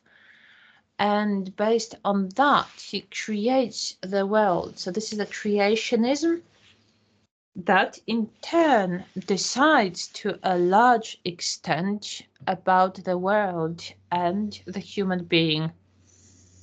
So we know that this is a world that's but a creation. So nature-wise, it's different. It differs from God, but it's good in itself.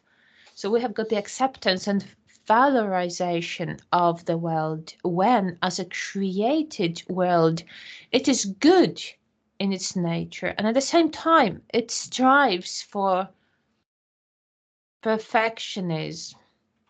It is understood through eschatological aspects. And then we have the human being who acts, and the world strives for perfection through actions of the human being that perfects this world. But we also know that it's possible to look further than just this earthly abode, because this is the different dimension of the human being striving for eternity. So in my opinion, these are the grounds that allow us to also conduct this dialogue from the doctrinal theological point of view.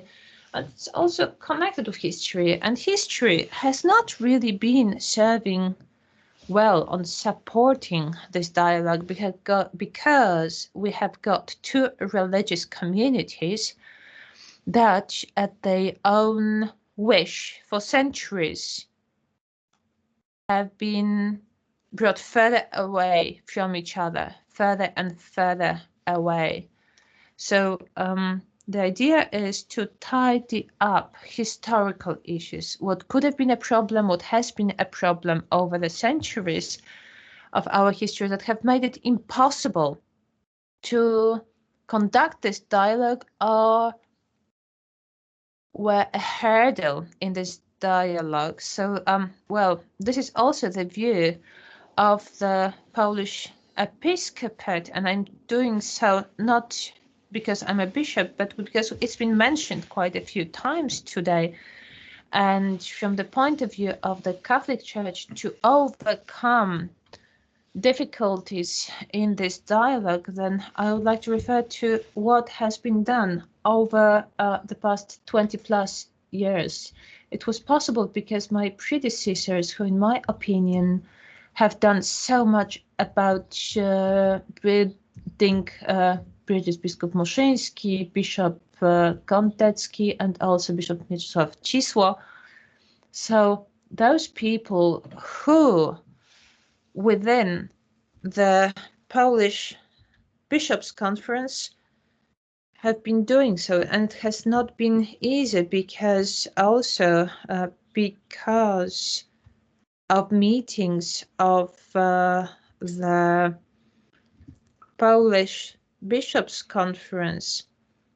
There were many initiatives from the Bishops' Conference, from the Committee of Dialogue with Judaism of the Polish Episcopate Council, then based on documentation, very strong theological documents. So we have been trying to overcome the problem. So the origins of Jesus, what has been a problem to many ordinary people, reminding people that Jesus comes from the chosen people, and also the role of the chosen people as the chosen people, chosen ones, all the way to the modern times. So the theology of substitution, an attempt to discredit the chosen people, well, over the past few dozens of years, it has been straightened out.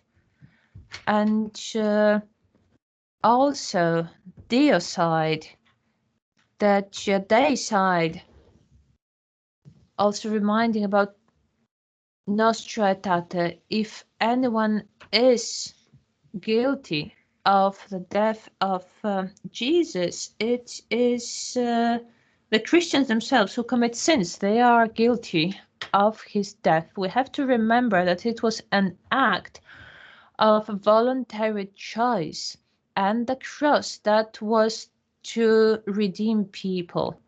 So probably I have already exceeded my time, but then the common heritage of Poles and Jews. So the history of over 1,000 years of coexistence of the Jewish community in Poland.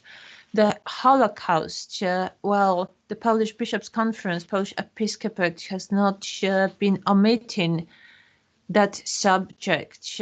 Also, the role of Poles in this strategy is not omitted. This is history and theology, history and doctrine, and they are all intertwined. Thank you very much. Sorry to have taken so long. I now would ask Editor-in-Chief Zbigniew Nosowski to respond to the same question. Switch your microphone on, please.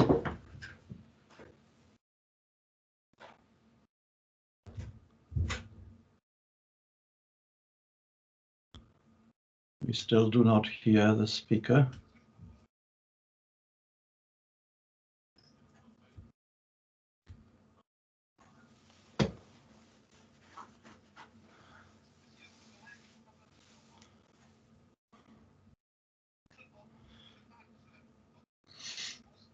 How about I suggest we hand over to Rabbi Wojciechowicz and then we'll come back to Zbyszek. Rabbi Wojciechowicz, the floor is yours. Welcome, everyone. Thank you very much for invitation to this conference, first of all. The question of what we have in common with Christians is an important question, and what we see as positive for ourselves in this dialogue. I will not say anything new when I say that most of the Jewish world does not participate in the dialogue, in this dialogue. If we take all the facts in Judaism, contemporary Judaism, starting with the ultra-Orthodox and ending with those who are secular, entirely secularists, they may some news may reach them about this, but majority, unfortunately, do not participate in this dialogue. And I observe that on a daily basis, not just in Poland, but throughout the Jewish world. What we have in common with Christianity above all, and this is my personal observation, through my participation in Poland over the past 10 years, and I need to underscore the fact that I spent most of my years of life to date in Asia, Central Asia, and later in Israel.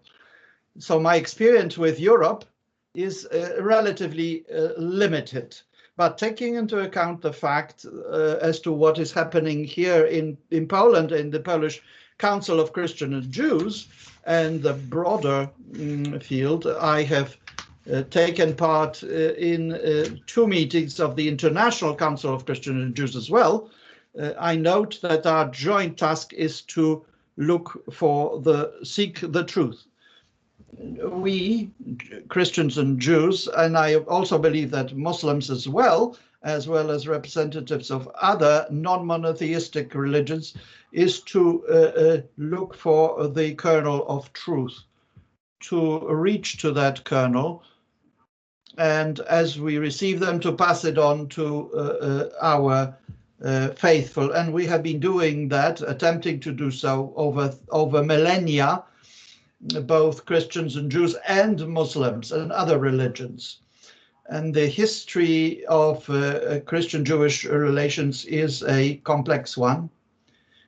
Bishop Markowski has mentioned that for millennia we have had some seriously heavy history. This history burdens us until today.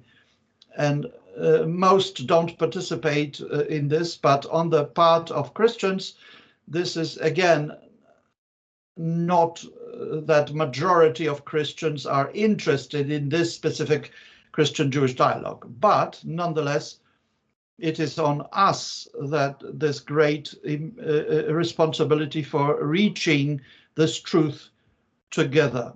That's the greatest thing that brings us and links the modern Jews and modern Christians, not those more actively engaged in the dialogue. But our task is also to reach those who are less active in it. So a joint encouragement of Jews and Christians and other religions in the dialogue. We have a joint challenge, joint issues to tackle. We observe the developments in the world. In the time of COVID, we more clearly see what community is. Our common concern is how religious community should function under these times that we've never experienced to date, times of Black Death, we would have, we are all still closed in our houses. And I see that in Christians and in Jews and other religions where people are reaching out in very creative ways. The majority of our temples are not filled, not because of lack of interest of our congregants, but because of and finding a way of reaching out to those that cannot come, who would like to come but cannot come, how to find a common language to reach out and reach to them in the 21st century in the course of this pandemic. So Judaism and Christianity are joined by the common challenge of the times. So we see differences, but we see many commonalities. We hold services online and classes online and conferences as well. And that has brought us together, not just us, but all of humanity, the entire planet, faced with this major challenge. Let me stop at that. And so this observation after my a few years in Poland and about what has happened over the past year is right at this stage. Thank you very much. Is Zbigniew Nosowski now present with us? Can we hear him, see him? We still don't hear him.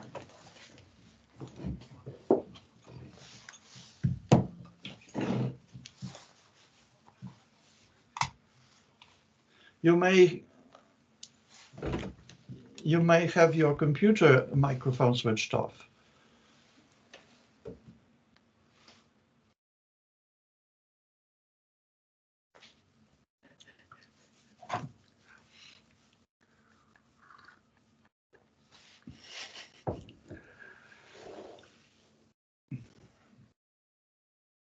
We've tested this yesterday, so it was surprised, but there are technical difficulties, clearly.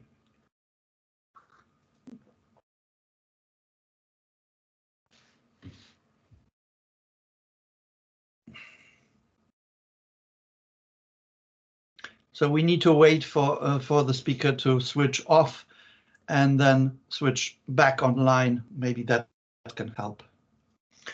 Meanwhile, I suggest we move to the second question and can revisit the topic with editor Nosowski. Rabbi Wojciechowicz has already alluded to this, actually.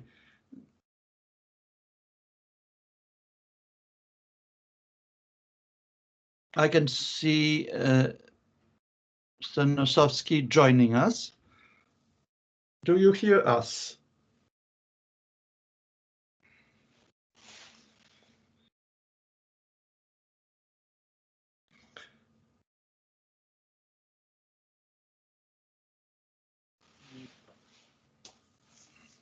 Handing over.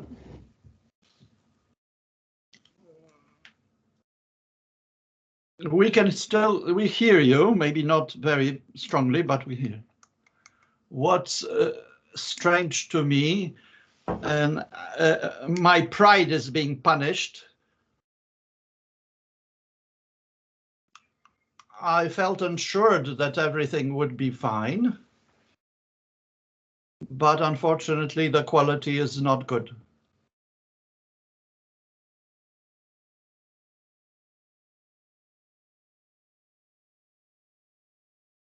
Okay. Okay, I'm back.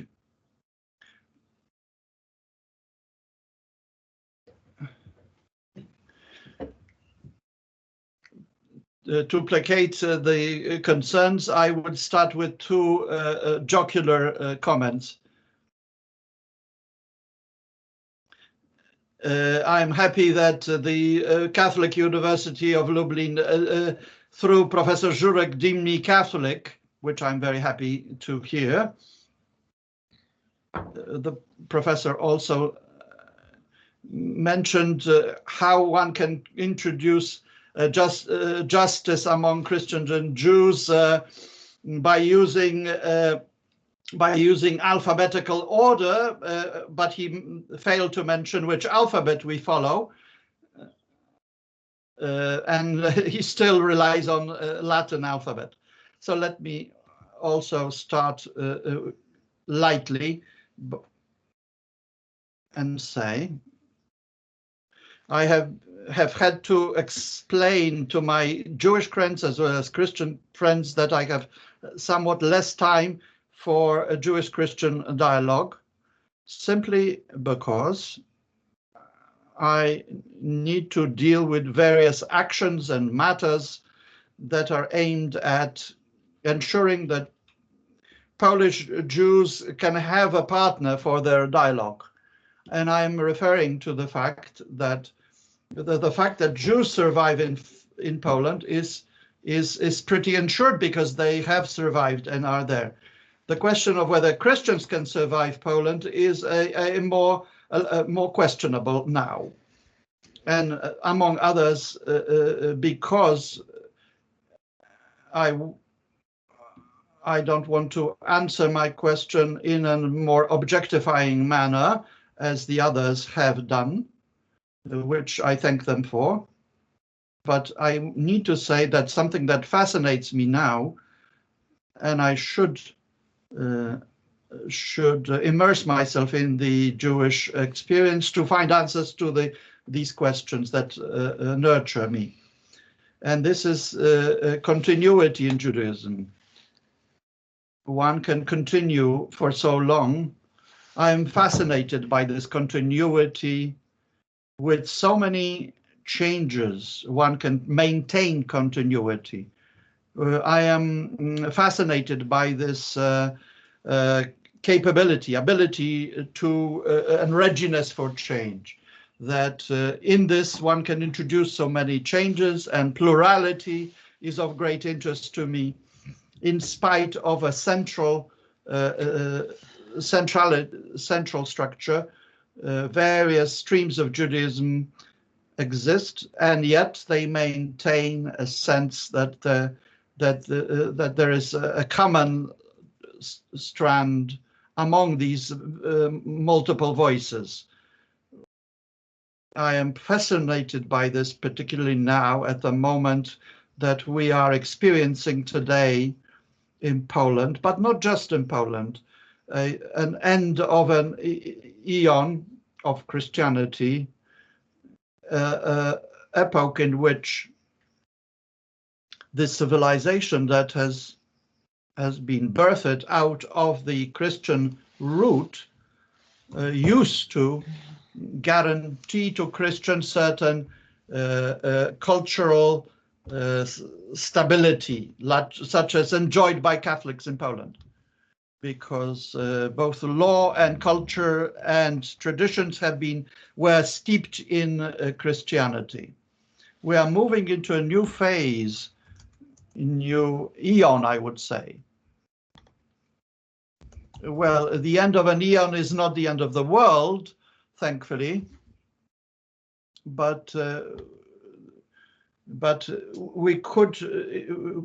we might be in for things that we are not so used to in terms of experience and this experience of Judaism, of plurality, change, and diversity in continuity could be quite inspiring to us.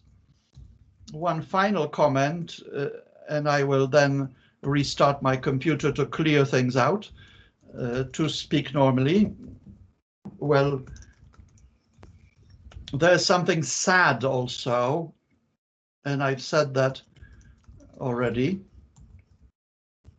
that Jews and Christians are joined by lack of interest in dialogue, the common man in the two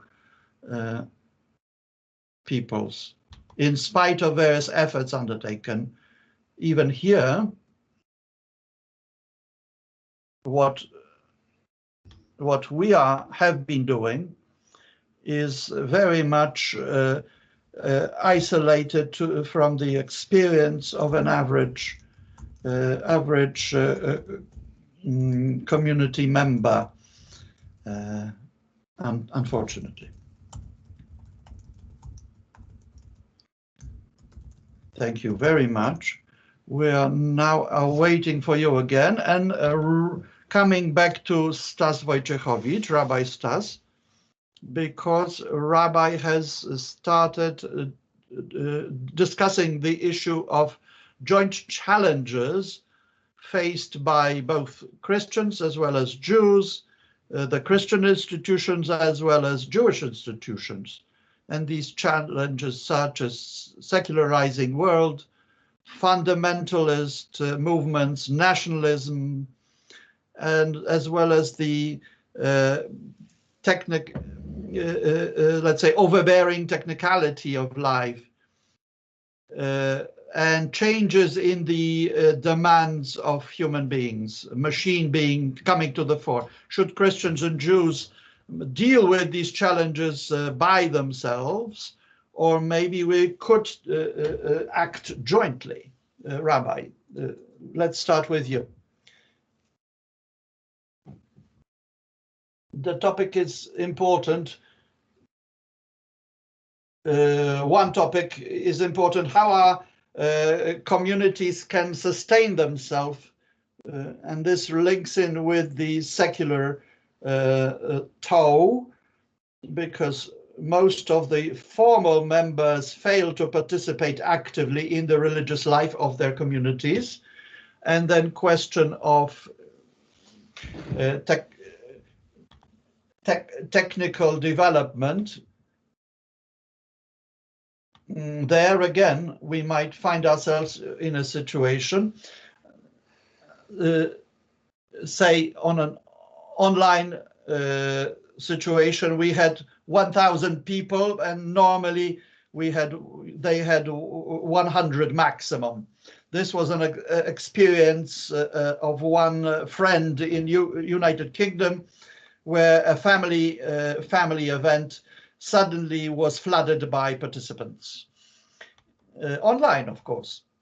And one curiosity I would mention here, and I read that in a publication by the Council of American Rabbis, this answered the question of how a community may survive financially or deal with financial side of its operation.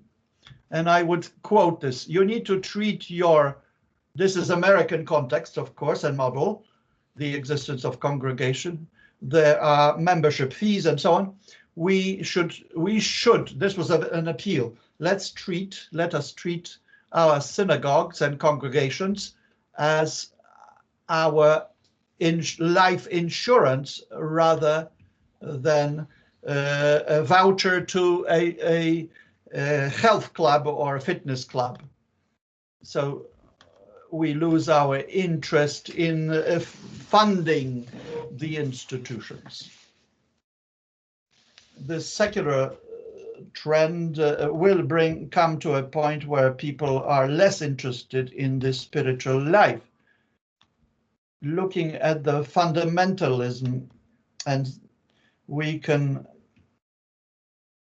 on one hand look at what is happening in Israel, because we can see a radical right-wing religionists becoming active, who have a sense of messianic mission, that these are indeed messianic times and we need to step up and speed up those times. In Jewish tradition is referred to as di tachetz, which is we accelerate the coming of the final salvation. We also see that in Europe, not just Christian fundamentalism, but also Muslim fundamentalism, which has been active and quite visible. But each and every one of our communities has dealt with these phenomena. Some of our community are on the right-hand side, more radicalized, and some are militant. And this division leads to members abandoning prayers because they feel attacked by those or others. Acting through a joint front, of course, education is the best tool, and dialogue, discussion is the best tools. We now can have communication links without leaving our home, instead of having to take a train to get somewhere. We have more opportunities to speak, to educate one another, those that attend our churches or synagogues. They have opportunity to listen to us and gain more understanding and knowledge. And these are tools we can overcome these or soften these threats through such tools. One cannot remove these threats entirely. I need to switch off the sound.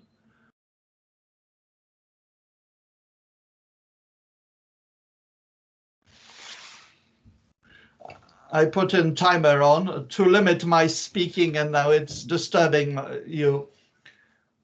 Now I know that this actually is going to be a sound. The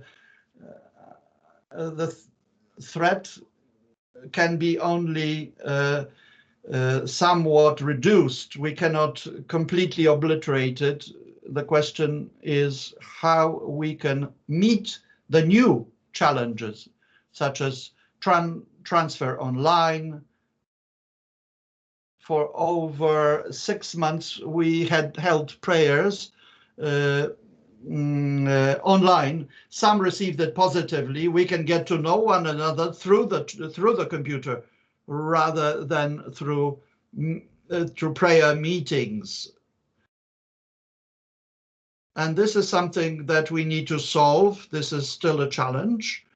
I don't see future of religious communities if we are forced to remain in our closed quarters, unable to be open to new things.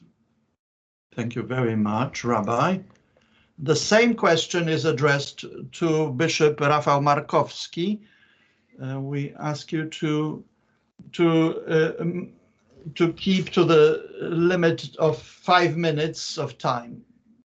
Okay, so I will try to be brief and take even less than 5 minutes. But when it comes to perceiving a religious institution as such, then you need to realize that religious institutions are secondary to what is important in the spiritual life, what is born within the spiritual life of the human being. And Professor Jan Gdalfeld mentioned that. I keep on going back to what he said. I hope he doesn't mind, but this homo religiosus, the human being that faces the questions of the most important questions in the existence. Where do I come from? Where am I going to in my existence? This is the state of the spirit. This is what makes a human being discover not just death and disease, but this is this ontological connection with God. This is the basis of religious institutions. This is the primary experience, and this is what religious institutions can grow on. When am I mentioning it? Because when we're looking at secularization, nationalism, technicization also of life, then looking at history of the church, it has faced many different issues. Religious institutions were shaking, and that is happening at the moment. But whether the church, whether Christianity is going to survive, it is going to depend on whether people will be able to defend themselves, to also defend themselves against what comes from the world. And what Rabbi mentioned a moment ago, online, you can get a lot of things done, but can we give up this physical connection? And well, not during the pandemic, but being together during the prayers and experiencing the faith together, because it strengthens faith when we also get together. So not to prolong it, institutions should cooperate and try to defend themselves against what poses a threat for spiritual life, but they should first of all concentrate on giving spiritual nutrition and faith. And now Professor Krajewski, thank you very much. Now Professor Krajewski. So the question was about religious institutions. I prefer to speak about Christians and Jews than institutions, but it all is connected. The question is whether we should approach challenges together or separately. Well, the answer is it depends. All of the civilizational issues, technology, crisis, economic model, and new rules, COVID, new rules in a social life, the influence of science, everything needs to be also interpreted from different angles. But nationalism, look at the nation as the highest value, and then religious fundamentalism, then I think this should be considered separately, because help from a different religious tradition can do more harm than good. So first of all, we need to look in our own resources and sources, inspirations, maybe verses, quotes that can go against those isms. At the same time, I would like to mention that some people say that, well, being religious is good, being lay is no good, so religious people should get together against lay people. I don't like it for at least two reasons. First of secularization and lay people, we have a lot of good things. We overcome many hurdles. We have got the free development of science. We can have the emancipation of women. And if those religious institutions worked by themselves, that would never happen. And when we have got the purification of religion, but it is necessary to overcome this religiousness being primitive, that we together hand in hand against lay people. But apart from accepting the lay aspects, we also need to look at other things that go beyond being lay, because otherwise we just go against. And then there is the very Jewish reason not to have this front of religious versus non-religious, because non-religious Jews are fully Jewish despite the fact that they are not religious. They are in a tradition, but who can state that they really are taking their path and can be sure of it? And this is something that was only mentioned today, this morning, because Professor Obirek mentioned that Zygmunt Bauman was in touch with Pope Francis. This could also indicate Jewish-Christian dialogue, at least potentially, but then so Grossfeld said, but Bauman did not consider himself of having Jewish identity. So whether you can treat or you cannot treat this meeting or the meeting that could have happened had he not died, but certainly, had he with one word stated that as a Jew, he would like to participate in a conversation with the Pope or anyone in the church, then he would be able to do it. So one word would suffice. But if he doesn't want to, then it wouldn't happen. But if he says but one word, he could represent Judaism. And all Jews are equal when it comes to representing Judaism. And this is something that may not always be understood by our Christian French when they look at hierarchy and structure and representation. And last but not least, I would like to state that friendship, Jewish-Christian, Christian-Jewish friendship is really possible without or with understanding the Jewish traditions, the church traditions. So everything that allows us to understand the mystery of them. Thanks to that, we can have this deeper bond that happens here and there, but it's very difficult very often to explain it to other people. Thank you very much.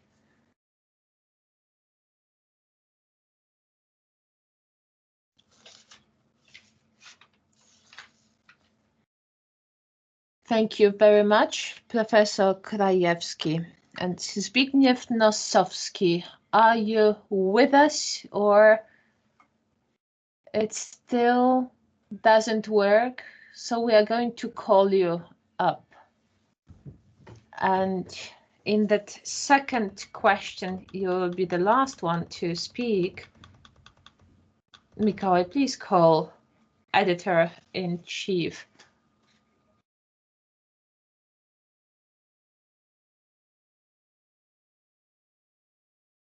I understand that question.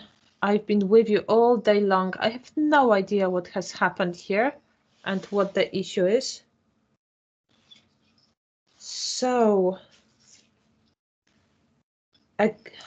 agreeing with all of the differentiations mentioned before, including my friend and co-chair Staszek Krajewski,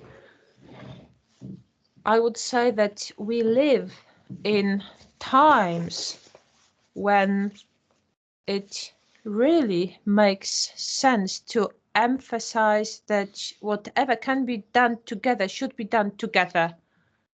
And also referring to the motto of the entire conference, and this is comparing interreligious experience with Jewish-Christian experience, we could mention two rules that the ecumenical Christian movement has learned. First of all, if something can be done together, it needs to be done together, because it is much better to do it together than on your own.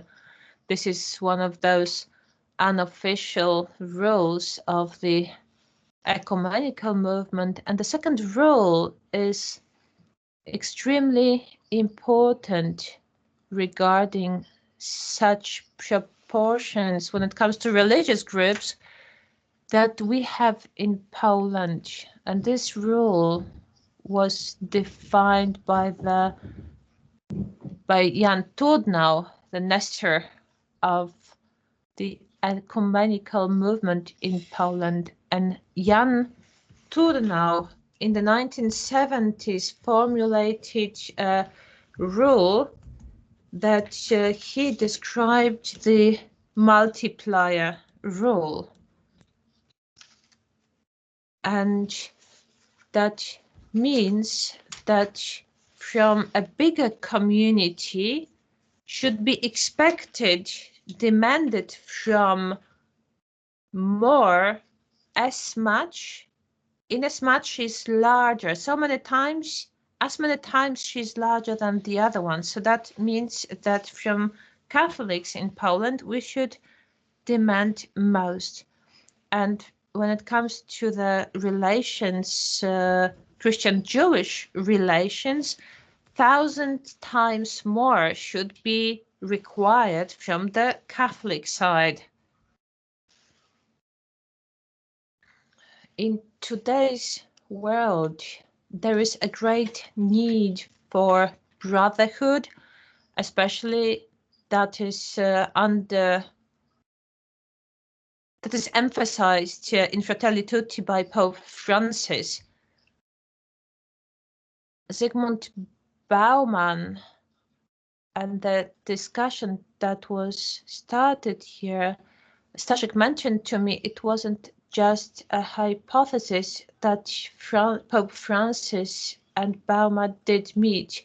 Yes, they did meet, for example, during interreligious meetings in Assisi. These were the meetings in Assisi that were initiated by John Paul II. They were expanded by Benedict XVI, and agnostics were also invited to those meetings. Then representatives of agnostics, you can see, because they were not atheists, who were invited. And it was on a similar ground that Zygmunt Bauman was also invited. So his role was very clearly defined. And as far as I know, there was no Jewish aspect. Thank you very much. That would be it from my side. Thank you very much, Mr. Nosowski, editor-in-chief, that he also is mentioning many different issues. Now, Professor Jan Grosfeld would like to take the floor, but I'm not going to give you the floor at the moment because we are going to have some time for discussion, and you will be the first one in the discussion after we have finished with the questions to the panelists. And now we have got an ecumenical question. I would like to start with Professor Krajewski and then to Rabbi Wojciechowicz, because we know that we have different traditions within Christianity. It is not homogeneous. We have got the Orthodox tradition, and the youngest tradition is the Protestant tradition. So you as Jews, how do you view those differences within Christianity, and whether those differences affect the quality of the dialogue, whether it makes it easier to speak with someone, maybe someone is nicer, someone is less nice, so that we have got a living testimony of your relations. We'll start with Staszek Krajewski. The floor is yours.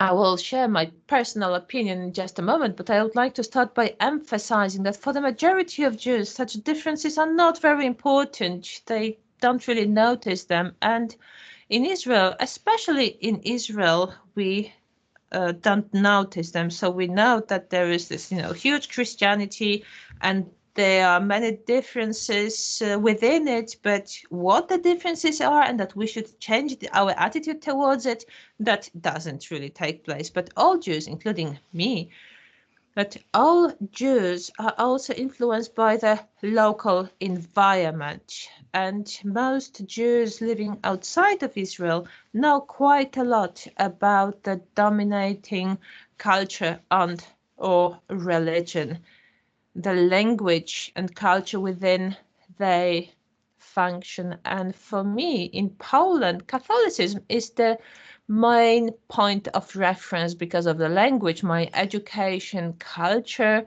within which we function and we are immersed in. It is a problem in as far, and I do not mean my friends from the Polish Council of Christians and Jews, but for many people, being religious means that you are Catholic, that, being religious and not being Catholic practically doesn't exist. That's quite a bit of an issue. But at the same time, and it's been mentioned already, that certainly we have the sense of community with minority groups, Christians of non-Catholic denominations, because being a minority is an important part of our identity, our functioning in Poland, functioning in general.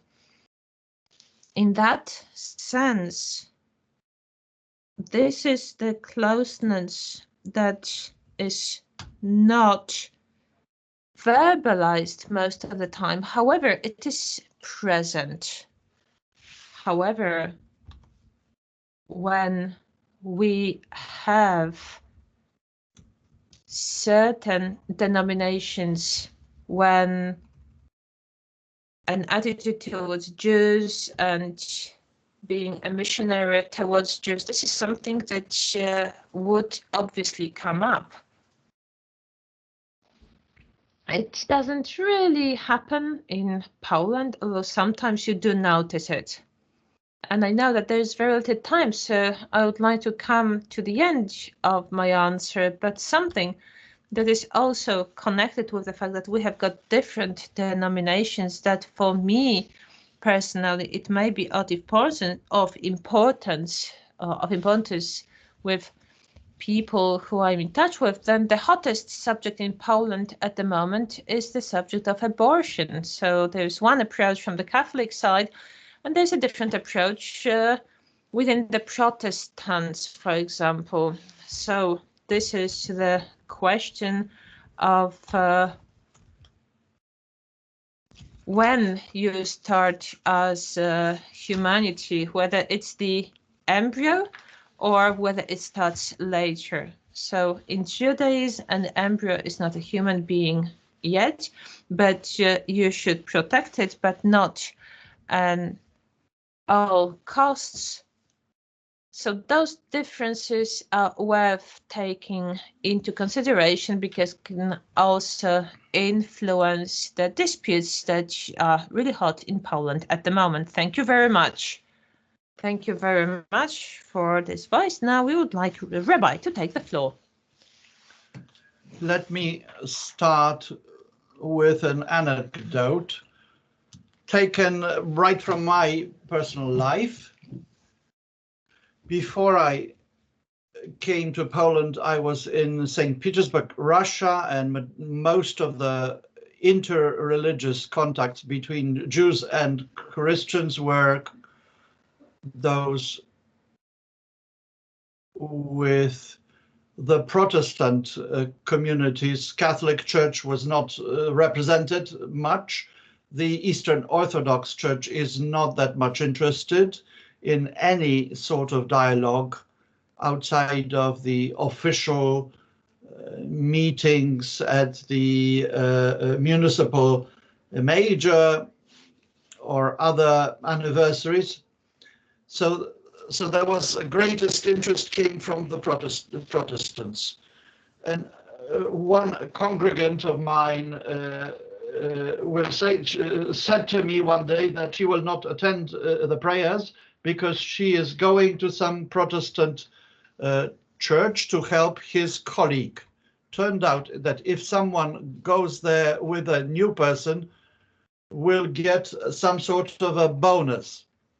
If someone collects a number of these vouchers, however you can call that, they will be able to go to a training course in Finland, offered by the Finns. Whereas if someone comes with a Jew, he gets 2 vouchers. So that's my experience in dialogue. If someone comes with a Jewish friend to a service, they are compensated in a double way. We, of course, understand the differences in Christianity. Training of liberal rabbis involves a broad course of study, which if devoted to introduction or to Christianity, and this was actually offered by a Lutheran pastor, a woman who lived in Israel for many years, and she was the lecturer of that course. Before I left for Poland, most of these ecumenical contacts were with the Protestants, Lutheran Church and other more Baptist Church or the Pentecostals and so forth. With Catholic Church, I have I happen to encounter Catholics only in Poland, and I need to say that we do see the differences between Christian denominations, and I would also say that our work with our Catholic brothers is very fruitful indeed. And I wish this had been so in my presence in Petersburg. And I've learned recently that there is quite a sizable Catholic community there as well. But local conditions indeed dictate the agenda of these relations. Wherever there is a specific Christian majority, that majority will be more engaged in the dialogue. But as you can see, in Russia, this was quite counterintuitive. The largest main majority, mainline denomination was less willing to engage in this dialogue. Another aspect is the quality of the dialogue, how that impacts quality. Well, I would say that as we see different denominations of Christianity, as we learn them, we also realize that Judaism is also quite diverse. Even the synagogue within the same denomination might differ one from another, one in a different country or a different city. So that enriches our perception of religion. Thank you, Rabbi. I would now ask for a response from Bishop. But the question, I would modify my question though. How Christians perceive the divisions that Rabbi Wojciechowicz started alluding to, the differences in the Jewish world. How do Christians perceive ultra-Orthodox, conservative, or the modern Orthodox or liberal Jews, this complex world of Jewry? How do you see that? Let me refer to Professor Krajewski's statements, I would say quite equivalent. The understanding of Judaism and its structure is very limited from the perspective of the church, people of the church. Who is at fault for this ignorance? We face the issue or problem of education at schools in the basic catechetical work. And we don't speak about history enough, and not enough about Judaism, and very little about the internal structure of Judaism to understand orthodoxy or conservative or other. These are abstract terms for an average Catholic. But for anyone more, to some extent, interested in it, there are no surprises there, because we see, as analogy to what Rabbi said, it's obvious that there are divisions in the world, a division in the religious world as well, particularly when there are traditions in revealed religions. There are different approaches and traditions. How do you preserve the tradition? How do you preserve it intact? But how do you also at the same time explore and use the various experiences over time? There is time of event and time of interpretation, and the interpretation may actually take place over the respective centuries, and there are changes that are natural vis-a-vis the religious tradition. The interpretations have their important meaning because they adjust the tradition and the transfer religious message to the respective generations. But it is also a process that carries within it embedded risks. One might have extraneous interpretations that may lead to breakout within the religious system. And of course, looking at the interreligious dialogue, I can offer the example of the Catholic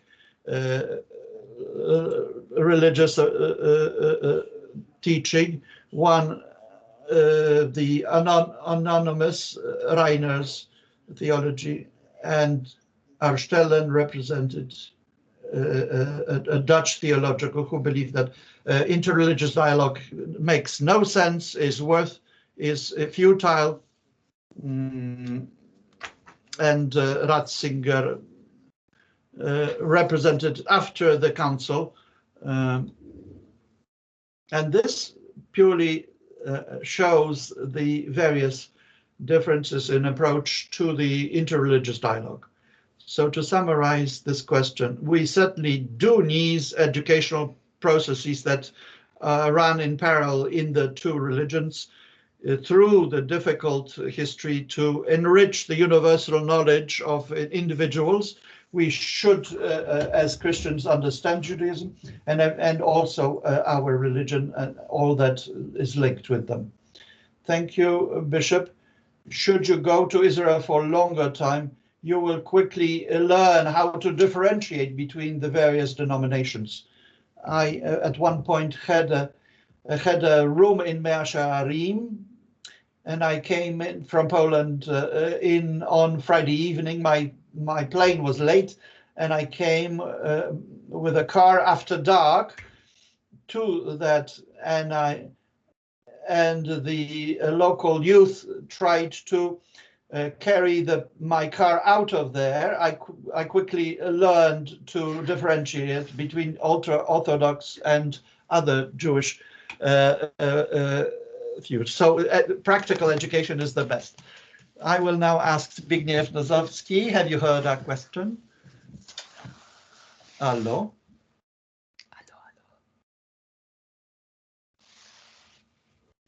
Have you heard the question we pose?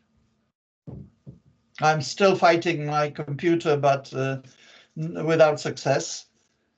I know where you stand, and I also know that in response to what you said, it's easiest to add that post-Christians who have basically no contact with Jews, and let alone different denominations or trends of Judaism, mythologize Jews. And we know very little about Jews, I must say. And as a sort of a safety valve, many in our Catholic world in Poland,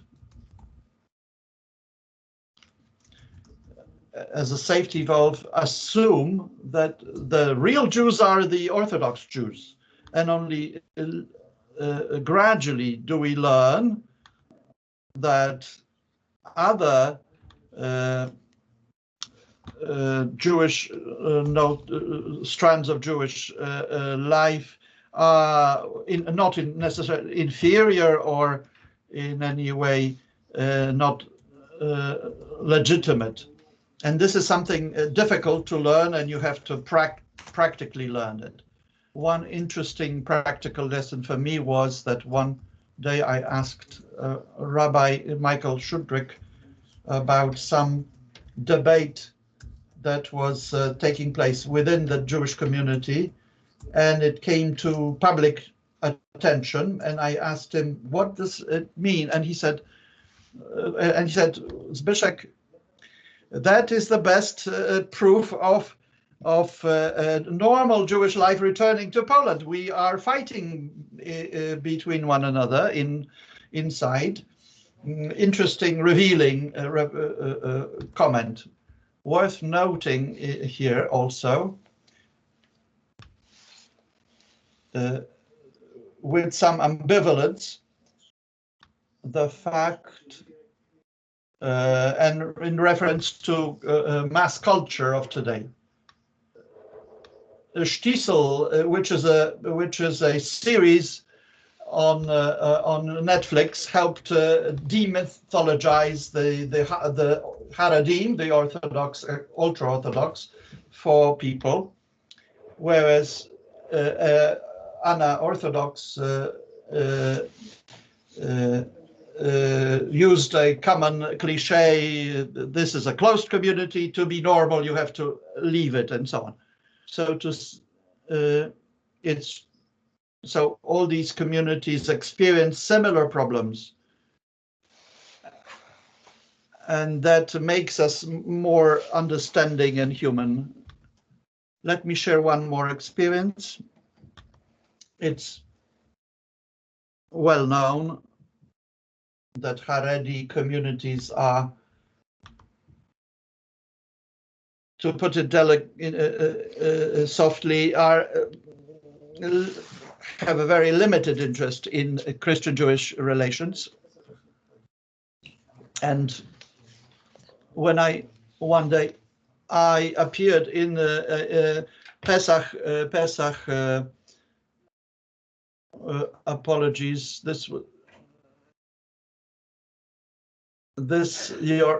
Your phone switched off. Meantime, when Zbyszek connects again, my experience from Israel was that one day I decided to go to a synagogue for Shabbat, and I would take my wife with me along. We went to some synagogues. It was nice in some, less nice in others. My wife said she preferred to go to the liberal synagogue because at the end she doesn't need to go to a mass on Sunday. Zbyszek, are you back online?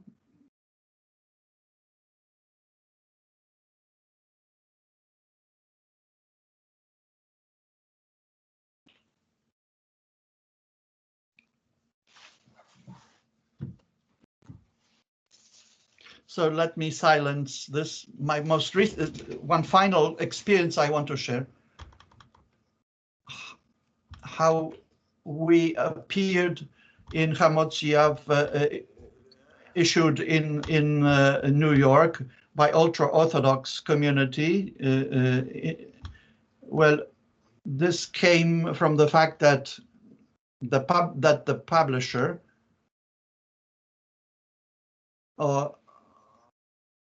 that the daughter of that founder comes from Otwock originally, and she was the one who visited looking for roots here, and we met here in Poland.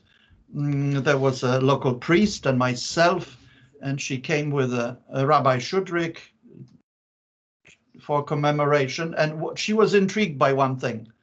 She asked us a question to the effect of, why do you do this? Why are you interested in Jewish past? You have nothing in common with us. You're not Jews.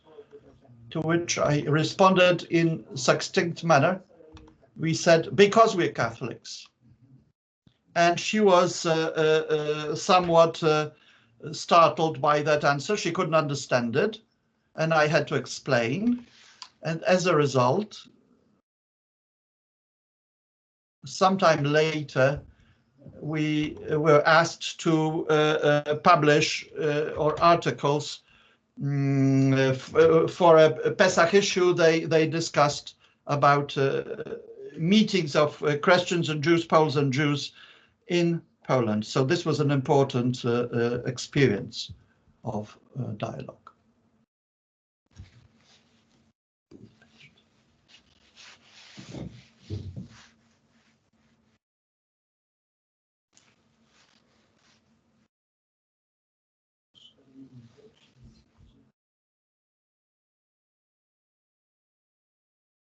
Thank you very much, Zbyszek.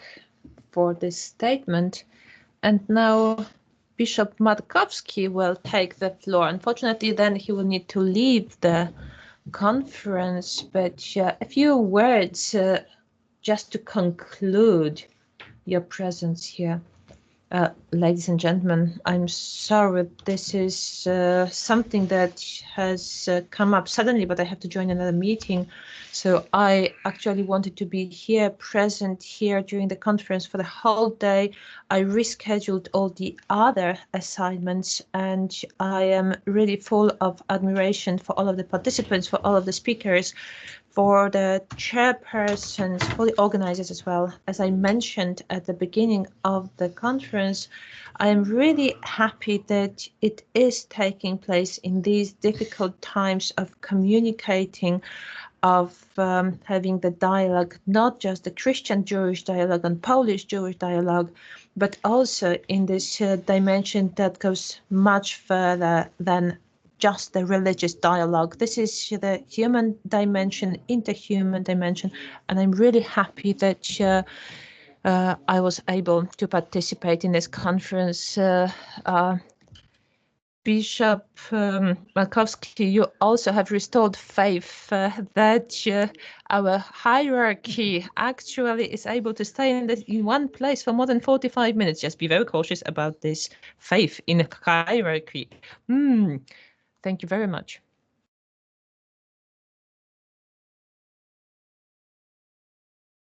I believe that I'm audible. This is the last question. We know that the Jewish world is very much divided, and sometimes the divisions are very deep.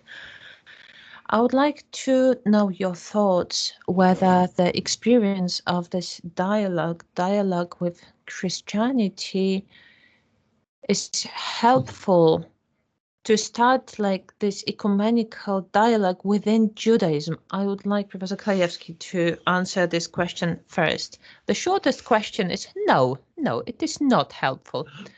First of all, because the dialogue is something secondary, something not mainstream for the majority of Jews. Secondly,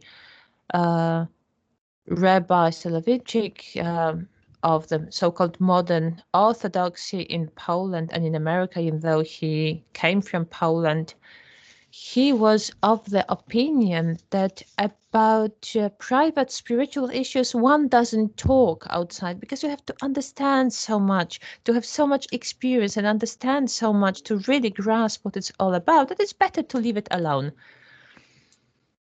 So this is important that we have something like this. However, I am convinced that dialogue makes me aware how important appropriate attitude towards the others is. It is priceless. Some speak about epistemological meekness, that everything that we state is only temporary, inadequate, it's never full. That's one thing.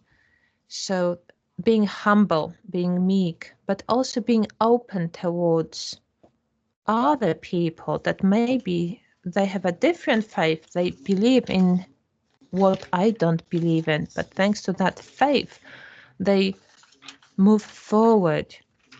That this is something that has to be present if it's going in the right direction. So being humble, being meek, and also being open, that they would be in all other Jews and also all other people. However, such argumentation I can notice and appreciate that I have it, because I also have this dialogue with Christians. This is not the right argument with other Jews, because this could do more harm than good. You need to be inspired by what others do, but you need to anchor it in your own tradition. To cut a long story short, in a Protestant female monastery in Grandchamp in Switzerland on the French border, this is where I experienced how important silence is there. Prolonged silence, because I was a guest there, as a part of liturgy and functioning. I believe that this is something that is also worth appreciating also in the Jewish functioning. And of course, it could be grand chant, but it's not going to be helpful. We should look for meditation, for tradition, for such themes in the Jewish tradition, in the Jewish world, because then there is a chance that it will be rooted and spread among Jews. And the last thing is that whereas traditionalists are suspicious of dialogue, then all people believe that diplomatic contacts are important. So dialogue on the diplomatic level is very important because there will be issues that we'll have to solve together, etc. So all of this is important. However, it's not very deep. This is appreciating of very shallow dialogue, but something that is substantially deeper than diplomacy. That is the dialogue that we are talking and we have been talking about today, and I hope that it will be appreciated more by Christianity, by Judaism, and everyone else. Thank you very much, Staszek, because what I really appreciated was that in your relations with other Jews, you would like to take the experience of silence during those meetings, because it means that your relations must be really and living. Well, Jews can really talk a lot and they can say interesting things, but to keep their mouth shut, be silent, no, that's something they cannot do. So now we would like the rabbi to answer the question.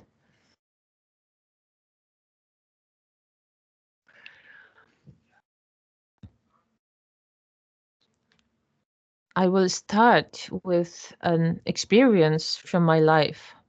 During my rabbinic studies, one of the subjects was observation. And that means that each of us, each of the students, each month had to visit a different synagogue, of course, of a different stream. And you had to write a report, present it to the teacher, and also show how the synagogue differs from the one I attend usually. So the general impression of the prayer, and this was a beautiful experience. I recommended to my students the basis of Judaism to go and visit other synagogues. These days in Warsaw, it is really surprising. We have got practically all of the traditions. We've got the Hasidim, the Orthodox, and Reformed synagogues.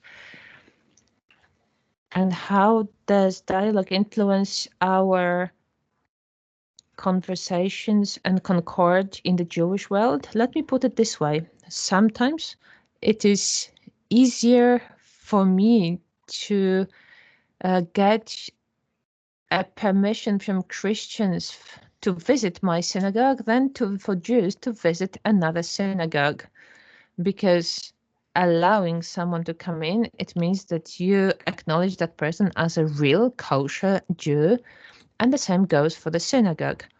If it's a kosher synagogue,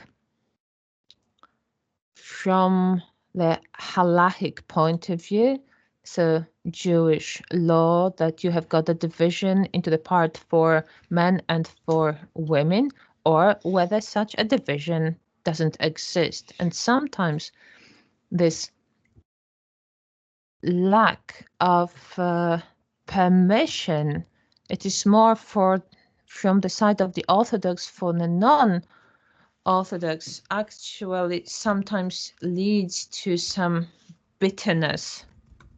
And a few times I've been asked how we see the 13 faith rules of Maimonides. So how do we deal with that? So we have our dialogue within Judaism. Sometimes it's better, sometimes it's not so good. And the model of the Jewish community in Warsaw is the model of a united community. So it's the coexistence of different traditions. So the administrative issues we have in common and the religious issues are separated. This is what our religious life looks like under one roof. But this dialogue also allows me to open my eyes for other parts of Judaism, other sides of Judaism, reject what I absolutely do not agree with, maybe also notice that there is time for change. But also, after conversations with my Christian friends, I would like to bring an order of the prayer. It should be aesthetic, it should have a decorum, and this was this great influence of Christianity over the liberal Judaism and its development. This is what I often refer to during my classes, that we would like the synagogue in the 21st century, that it will visually be aesthetic, it will look nice in the 21st century.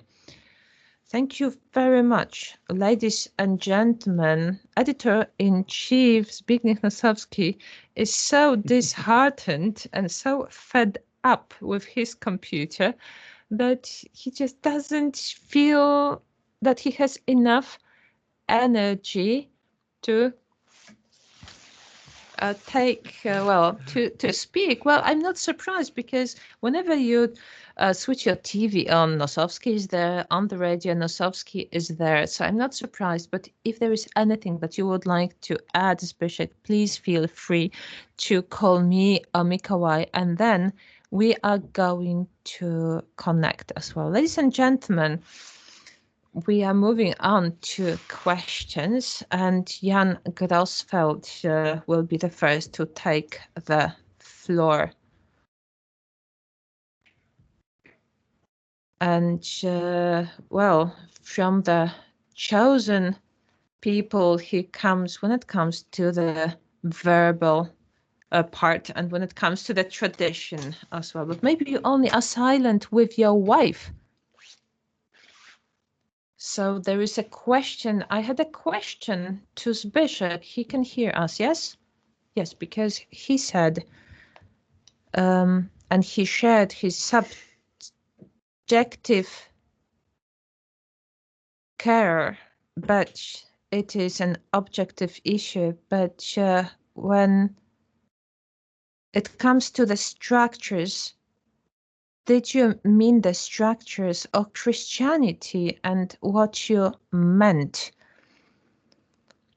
Because it was just a statement, and what you meant, because it contradicts the very nature of the church built on the rock. Well, what do you mean? I cannot recognize Professor Grosfeld. I have never heard him asking such a short question.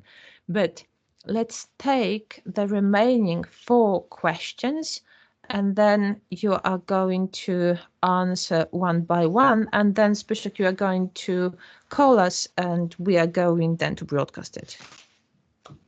And now Professor Obirek was next. Professor Obirek, are you here with us?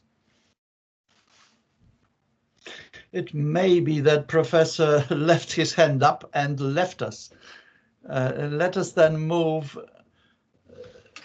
to Father Wierzbicki. He's raised his hand. Alfred. Not both hands up, in fact. What I'd like to just share a reflection with you. It's not going to be a question. And the fact that this reflection comes to me is testifies of the success of the conference. Typically, I come out of a conference with roughly the same degree of knowledge that I've had entering it. So one thought that starts germinating in me is, and it's as typical, this type of thought is not well kept or organized, but I am beginning to understand something that I've not understood before. And I started thinking about it when we returned twice or even thrice to the hypothetical or planned meeting of Pope Francis with Zygmunt Bauman. And the question was whether this would be a Christian-Jewish dialogue. Now, so I think the dialogue of Christians and Jews, I would correct myself, should it be expanded to include the Jews who are no longer Jews by religion, and those Christians who are no longer Christians in terms of faith. We typically refer to people as believers and non-believers, although we don't have a definition of either.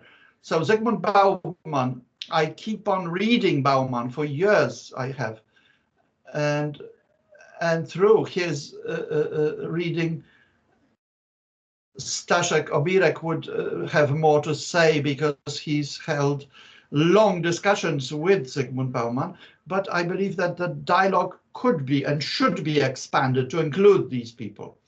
But a thought comes to mind.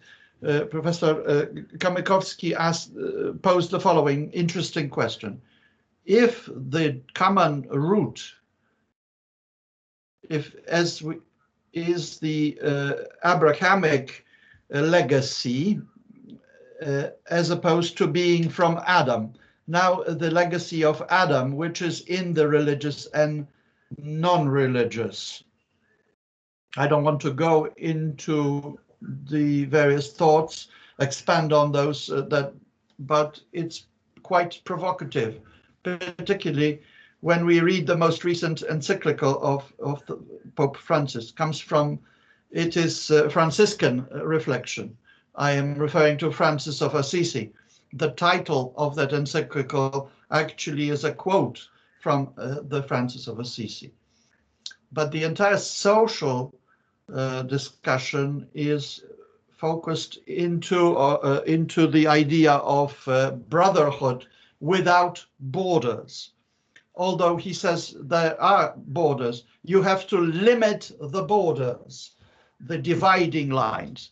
So the dialogue between Christians and Jews, should we want to defend ourselves from participation in this, of Jews and Christians who are no longer either Jews or Christians by belief, by faith, but they still continue in the Adamic heritage, being human beings, human bonds that tie us together.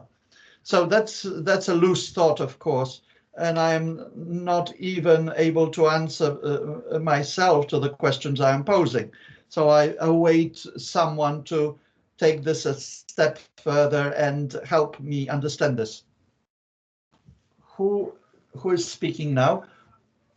Very briefly, someone wishes to, as before, to Professor Alfred Juszczyński. It seems to me that the Christian-Jewish dialogue is such a fragile plant that opening these borders to testimony of weak faith or lack of faith would actually flood and destroy this fragile plant, as this is a matter that's quite weak and not yet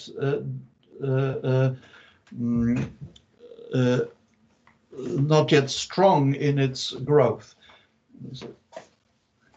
And Father Brudny is next one in line to express his questions or ideas. Thank you. I don't know. We hear you.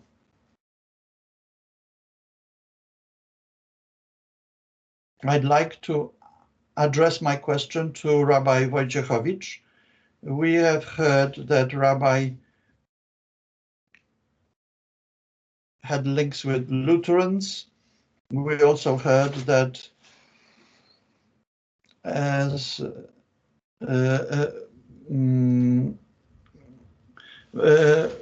we heard that Bauman is edifying to Christians. And specific questions in this context. Is it possible, the fact that dialogue is possible, we've said to ourselves, but whether there is an interreligious pastoral care, interreligious pastoral care is able, or intercultural pastoral care is possible, or whether Rabbi could say about himself, I can be an intercultural, interreligious pastor. Thank you for that question. And Professor Pawłowski, your question. I'd like to express my appreciation to Professor Krajewski to mention the Sisters of Ganchan, because it is them that prepared materials for the upcoming prayer for the unity of Christians. And this joint service is full of moments of silence. And we hope that this is going to work. Is Professor Obirek back? He is. Professor, your question, Professor.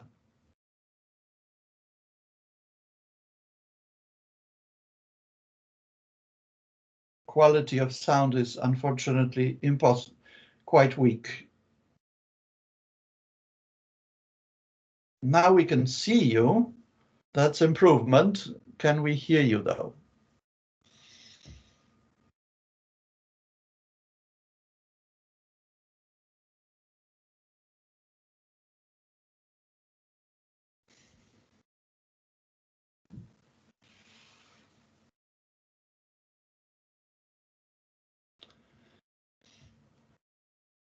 What I would propose that Professor try and make some more effort on this, and we will return to you. No, we cannot hear anything clearly. Maybe Łukasz Kamykowski will ask his question and then we will return to you. Łukasz, your question. It's not so much a question,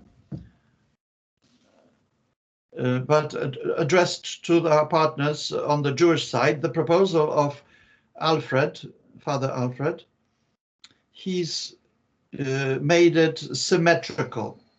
Christians who are no longer Christian and Jews who are no longer part of Judaism.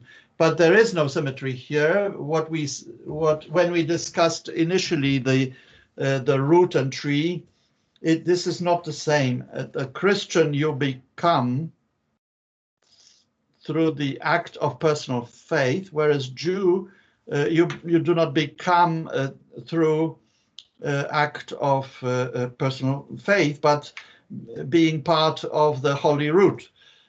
Professor Obirek, can you try? Have things improved in the auditory department?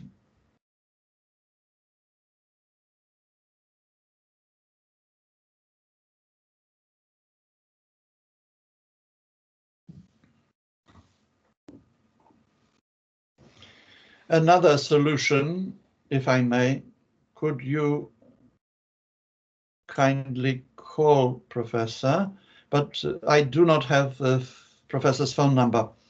Professor, please continue, try and fix something in your computer, whereas we will now our speakers to respond. To start with Staszek Krajewski. Would you like to make some final comments in response to the issues raised and add something?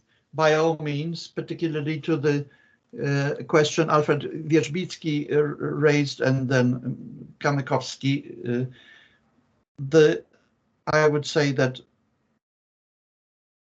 I believe it's worthwhile to include people who are not directly in the community of faith. This dialogue can touch on various matters, Adamic dialogue, you could call it. But the Christian-Jewish dialogue, as such, this may be more difficult to achieve, because for it to be truly Christian-Jewish dialogue, you need to make some key assumptions, and I would try to formulate it. That specifically the participants represent their specific tradition. They may agree with all of it, some parts of it, but they represent specific tradition, Christian or Jewish, and are treated as representatives of that tradition by the other party. So that's a precondition to Christian-Jewish dialogue, I believe. At the same time, and I would add this, and Father Kamykowski added, that there isn't a direct symmetry, because Jews remain Jews even if they do not believe, and if they wish to preserve the tradition, even if they are without belief, they can. If they wish, they can. But that would not be appropriate for Christians. But the difference that Jews remain Jews and Christians become Christians by faith, I would respond to that. In practice, this doesn't work, actually, because in practice, generally, you become what your family raised one in. So in that sense, the choice is typically limited. In the modern world, many people make choices and choose for themselves, which we are happy for. This creates additional problems, even so. But the difference between the modern Jews and the modern Christians is not so great, actually. Thank you for that. Asking Rabbi Stas Wojciechowicz to respond. I'm online now. Apologize, but it's my computer that has frozen. I was fighting my computer, and successfully so. So briefly, on a number of occasions, we heard the name of Zygmunt Bauman, who I mentioned in my contribution to the dialogue, Christian-Jewish dialogue, and contribution of Rabbi Francis, excuse me, Pope Francis. With Bauman, we actually wrote 2 books. Bauman, with my wife, spoke with my wife in Hebrew.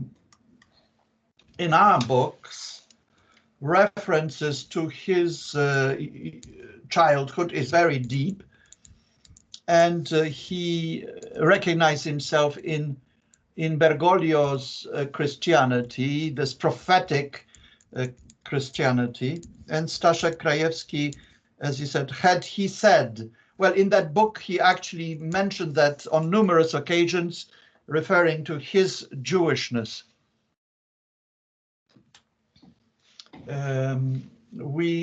This is light in the tunnel, because he noted that Christianity is now in touch with its deepest roots, which are in common with Judaism. So I'd like to, so I would sing praises of secular Judaism, because my Jewish family, part of the family, is secular.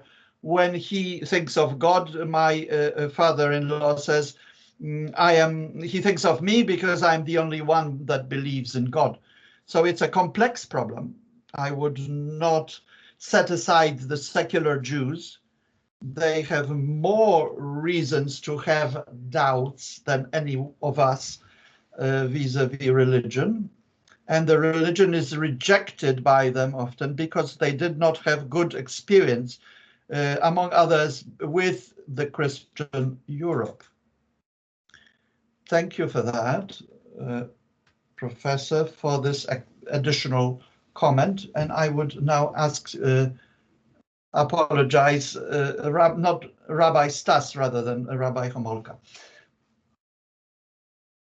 There was a question about pastoral care in the interfaith dimension, in the times of pandemic, actually, this is also the discussion that is becoming longer, and it is already past the time that has been scheduled. This is why we are going to conclude interpretation at this point. We would like to thank you very much, and we hope that you have enjoyed the conference. So we would like to wish you a good evening and all the best.